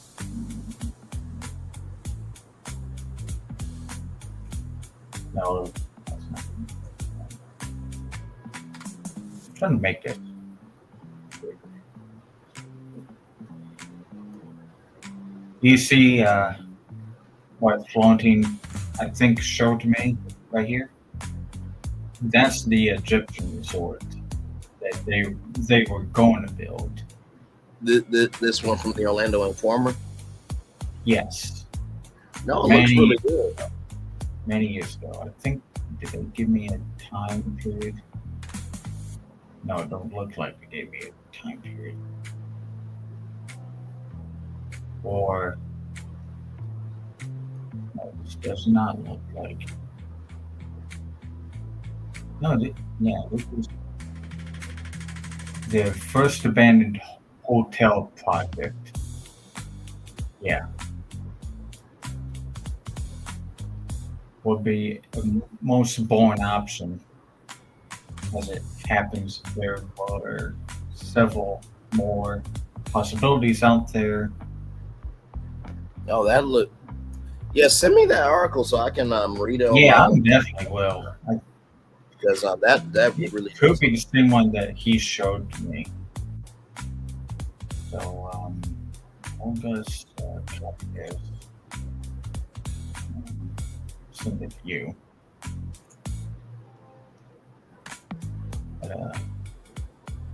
Oh, here's another. I think. Is this another window insert?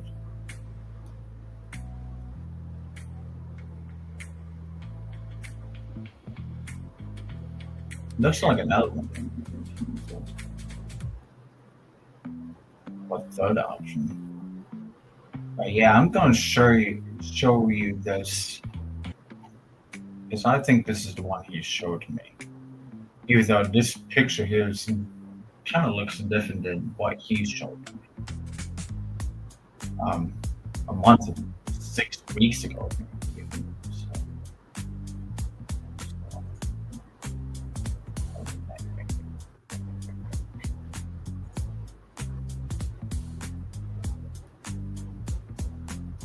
I'm going to share it to you, and we can wrap up the show then. Yeah. Show me that, and then we'll wrap up the show. For sure. I sent you the link. Okay. I'm going to go browsing back through. Florentine sent me a list of gingerbread houses, because I mentioned about I did not know or forgot that they had gingerbread houses at other resorts. So, let me see here real quick. You can give Billy motivated from watching that out. Okay, so here it is here.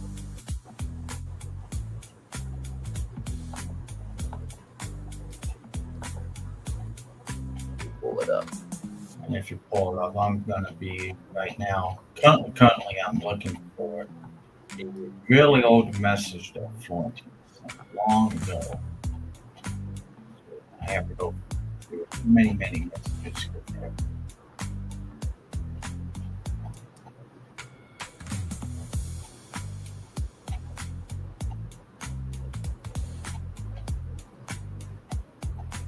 Okay, so there's the location there.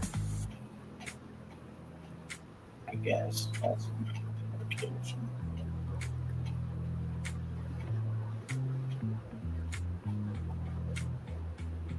This would have been amazing. Now I think I do remember the Silver Screen Resort before.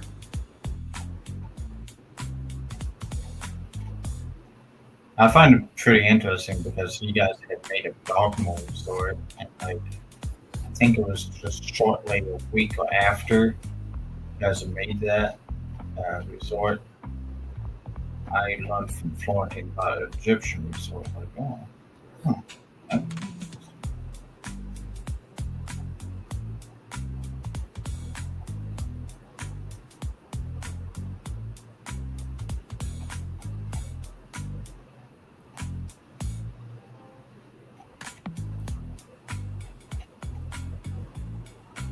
But no, that does look amazing though.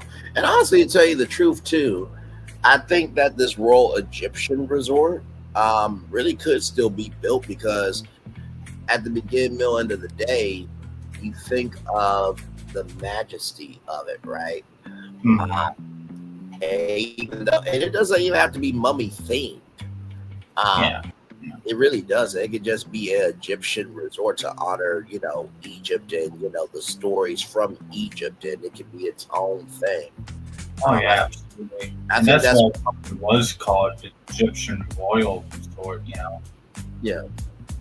I think that's the thing, too, that theme parks have to understand is that if it's not connected to a movie, trust what you have created enough that the audience will respect you. Yeah. Because sometimes we want a new adventure. You know what I mean? So, yeah.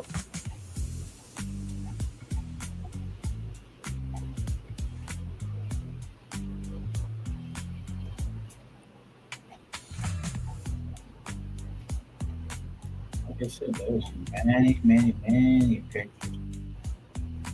And I'm part of it here for a long time. So, when I get there, I'll show it to you, and might be after the show.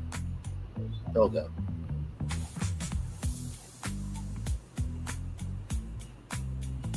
Because I'm still browsing around on the computer, unless it's quicker to find on the phone.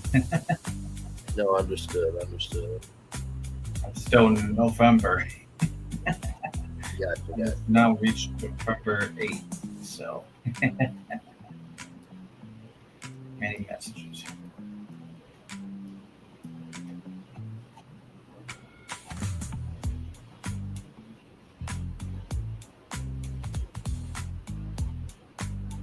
I feel like one day, like everything that we have done and we are doing is going to make sense when we finally all make it, in our respective, careers for Hollywood, where we want to, and imagine how crazy it'll be. We're at a, Universal grand opening, for one of the things that we've talked about, and they're like, well, you guys did it on YouTube first before we even brought it up. It's just like, it's kind of funny how life works that way, you go. And that's what I like when I heard one of my family say, like, you're not making any money off of it, but I said, like, no, I'm going to try to make a change, or put my name for sure out there, because these two guys and I, are trying to make our names known, or just change. Absolutely. For the better. Yeah, without you question. want to introduce all for a purpose, and you try to make use of it. Yeah. No, I fully agree with you. And I do wish we could make a lot more money on here than because if you're you gotta wait till the, because that's my criticism from the family. Yeah, until you gotta wait until you cross that $100 threshold. But I will say this though, I think sometimes, and I've said this before, everything takes time. And sometimes doing this is really for a bigger purpose. Like I said, imagine if Universal took one of these ideas, or or any company took one of my pitches and made it real, and then I'm on the red carpet for the grand opening, and I get that credit. that's bigger than getting paid, because that allows me to get in the door to stay paid. You know what I mean? So it all depends on your perspective. But you don't do anything unless you feel like doing it. And I feel like with us, there's a momentum here that every time we do go live and showcase something, you are appreciative that you took the shot. Yeah. I got bored trying to look for it on the computer, so now I'm strolling through the phone because it's quick on the phone, so I can find it. But much love to my family, of course, because they mean well. You know, I take that as a motivation to do better.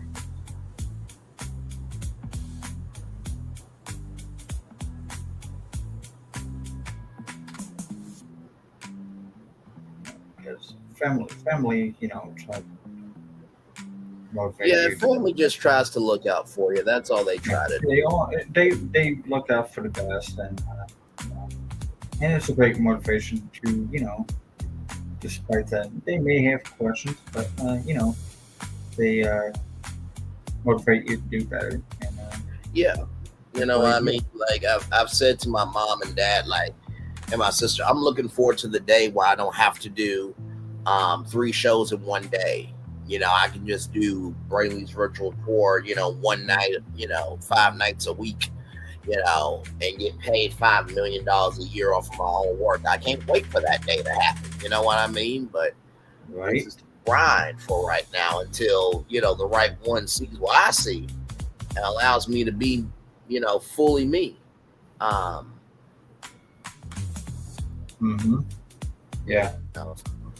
That doesn't mean it doesn't get training along the way. Yeah, nobody has ever made it, you know, overnight. It's a short period of time. It takes a lot of work. That part. Where we need to get to that part of this.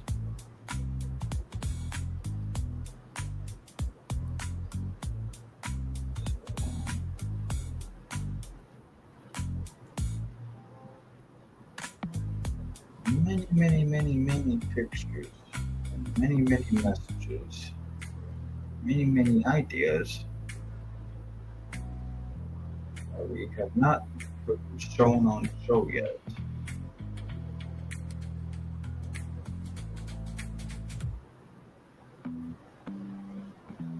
But oh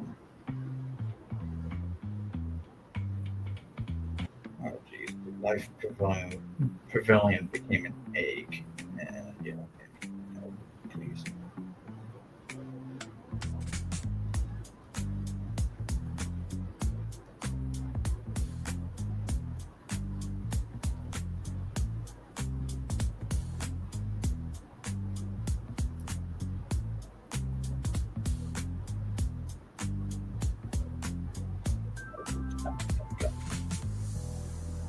Abducted by aliens. Did you want to see a picture of Donald Duck being abducted by aliens? I reached that point. No, if you got it, sure.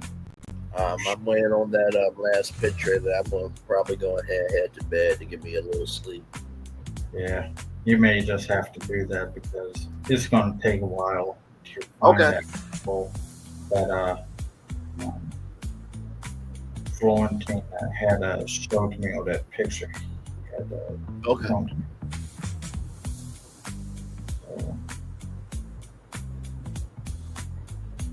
no, sounds good. Well, thank you, sir. I appreciate you. I appreciate Fullerton. And to all of you who came through for our big after show. We talked about it all. We talked about, you know, the fact that Elphaba could be in Darkmoor, could be a possibility. Don't know if it will happen, but Universal, you have that option now. I'm sure it's probably something that, you know, maybe they kind of have thought about, but they couldn't confirm anything. But that's a wrinkle that I don't think anybody really expected or talked about in the YouTube sector of the theme park industry. and the theme park fandom. And then we talked about, Wicked Dominion and how, that could happen. But also, too, Florentin gave a great idea of, having Munchkin Land in Universal Studios Florida, because, that's bringing East Coast Hollywood. And then, of course, you have Shiz University at Islands of Adventure. And then you have, the Emerald City and Elphaba and Dark Universe. So we talked about it all, had a good time. And always appreciate Phil and Florentin. These two gentlemen are great people. They're great creatives, and they are good individuals to the core of. They are game for just about anything as long as it makes sense and there's a space to explore. And it's good to find good people like that. So. Mm-hmm. Yep. Exactly. Yeah, I'm just gonna find you a good picture to that everybody in the chat, and you will go sleep with like a nice, nice stars. Yes, indeed. Much love to you, good sir. We will talk soon, for sure. So, with that being said, everybody, it's time for the best outro on YouTube. Know what you do and do what you know. Never say you weren't born special, because you are always born a blessed and trust. You may not be where you want to be, but by the end of it, you'll be where you need to be. Do what you've been chosen to do. Well, that's one thing to call yourself. It's another thing to be chosen. One love, much love, all love. We have spent time with you. You have spent time with us, and hopefully by spending time together, we'll be great together. And always remember, we're doing radio, television, YouTube, living your best life, or listen, just talking about theme parks and everything in between with different friends. Make sure the replay is not just for if you watch it, not just for let's do it, but if you want to experience it again. We love you, we value, we embrace you all. Always remember, see love you gotta give her, see love you gotta give her, see love you gotta give it. Wherever obstacles you will come, wherever success you have achieved upon this particular day, we are extremely proud of you, but no one else is proud of you. Be proud of your damn self. And finally, y'all, everything that we have done tonight and talked about, I'm not going to say anybody could have done it, right? Because I do think that there are some things that when the plans get released in the world that it was supposed to be that person, but I do believe creativity does happen every day. As long as you believe in that, everything's going to be A-okay. So, commercial break and fireworks are coming your way for the day that was, for the day that's come, for the blessings and all of you, all of us, as a society, as a people, as a culture. We feel the love and we send it right back to you. Good morning, everybody. On the East Coast, good evening and good night to everybody else. You could just wrap up. Sure, I can't find a picture. All right, brother. Much love. Talk soon. Yep. Catch you later. All right, man.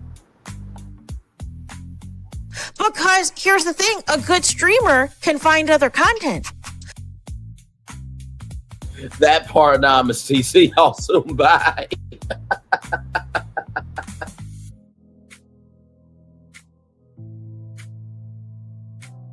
I thought I should tell you, they've been talking about you. Yeah, they've been talking about you. They've been talking about the fact that they've done everything they could to stop you and everything they could to block you, but you still win.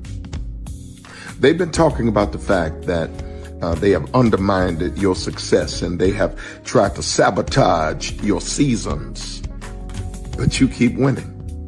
They've been talking about the fact that even though they don't like each other, they get together to try to kill you, but you keep winning. They've been talking about the fact that you were voted least likely to succeed, but like cream, you keep rising to the top. They've been talking about how they tried to burn your world down, but like the phoenix, you rose from the ashes. They've been talking about you. And you know what they say? Oh, she's just lucky.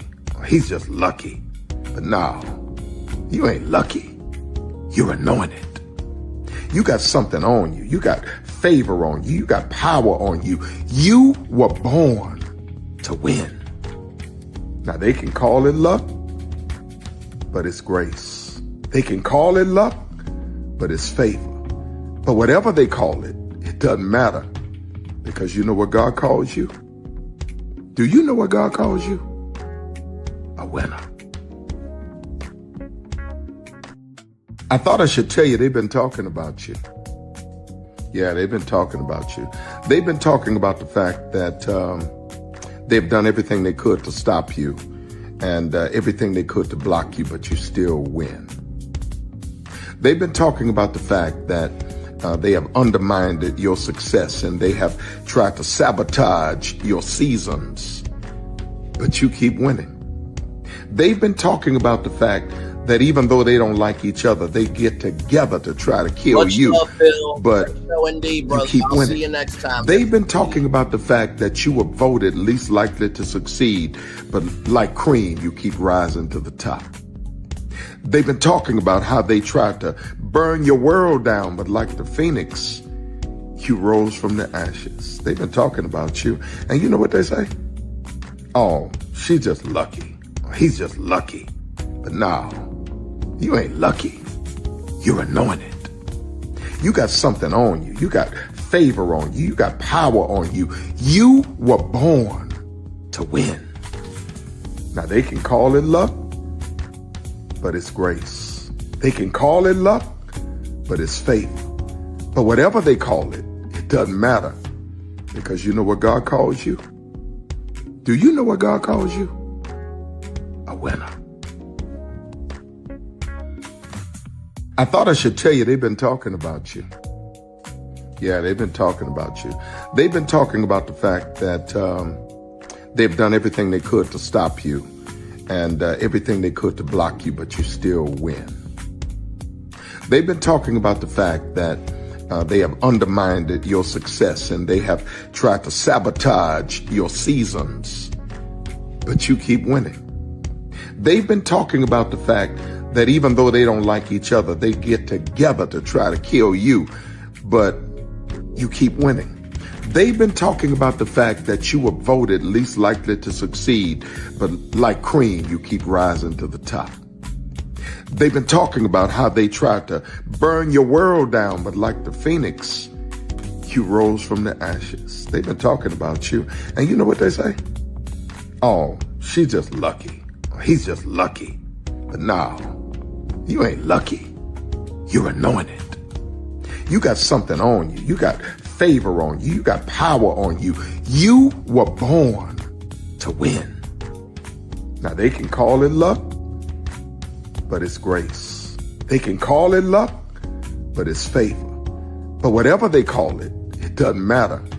Because you know what God calls you? Do you know what God calls you? A winner. Good evening. My name is Mark Woodbury. I'm the chairman and CEO of Universal Destinations and Experiences. Well, we're finally here. Tomorrow we begin a new chapter at Universal Orlando Resort as we open Epic Universe. We built this place for you. I want to thank you, our fans, for your love of our stories, characters, and immersive experiences that inspired this incredible place. Epic Universe represents over 8 years of meticulous planning, immense creativity, and innovation, combined with unmatched craftsmanship and operational excellence on the part of thousands of people who have brought to life the stories and characters that live beyond each of Epic's portals. But it represents so much more. Your love of Universal and the deep connections we've shared together here in Orlando over the past 30 years inspired us to dream bigger and to push the boundaries to create something extraordinary for you and for generations of fans and families to come. And tomorrow, as we open Epic Universe, I can't wait for you to experience this place for yourself. Now it's your turn to step inside, to lose yourself, and to share this place with the ones you love most. As we open this park, we hope your world becomes a little more epic. Tomorrow, Epic Universe becomes yours.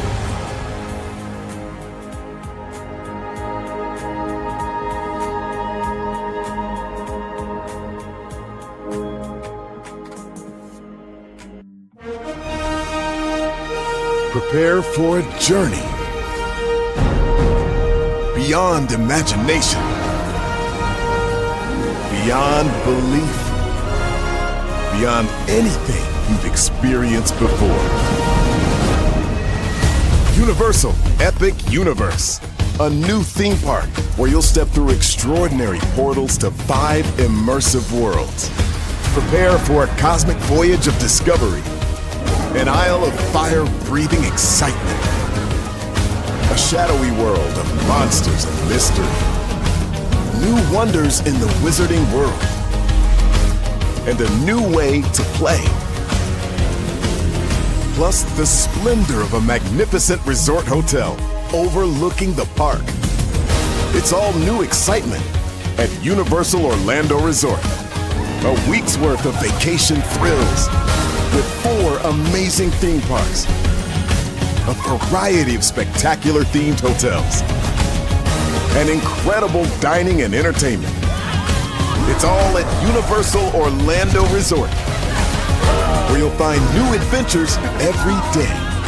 Explore the astonishing worlds of Universal Epic Universe at Universal Orlando Resort. Because here's the thing, a good streamer can find other content. Because here's the thing, a good streamer can find other content. Because here's the thing, a good streamer can find other content. Child Braylon been over there doing his thing, minding his GD business, staying out of trouble, trying to get the folks some positive stuff to talk about. Besides lying all the damn time. Child Braylon been over there doing his thing, minding his GD business, staying out of trouble, trying to get the folks some positive stuff to talk about. Besides lying all the damn time. Child Braylon been over there doing his thing, minding his GD business, staying out of trouble, trying to get the folks some positive stuff to talk about. Besides lying all the damn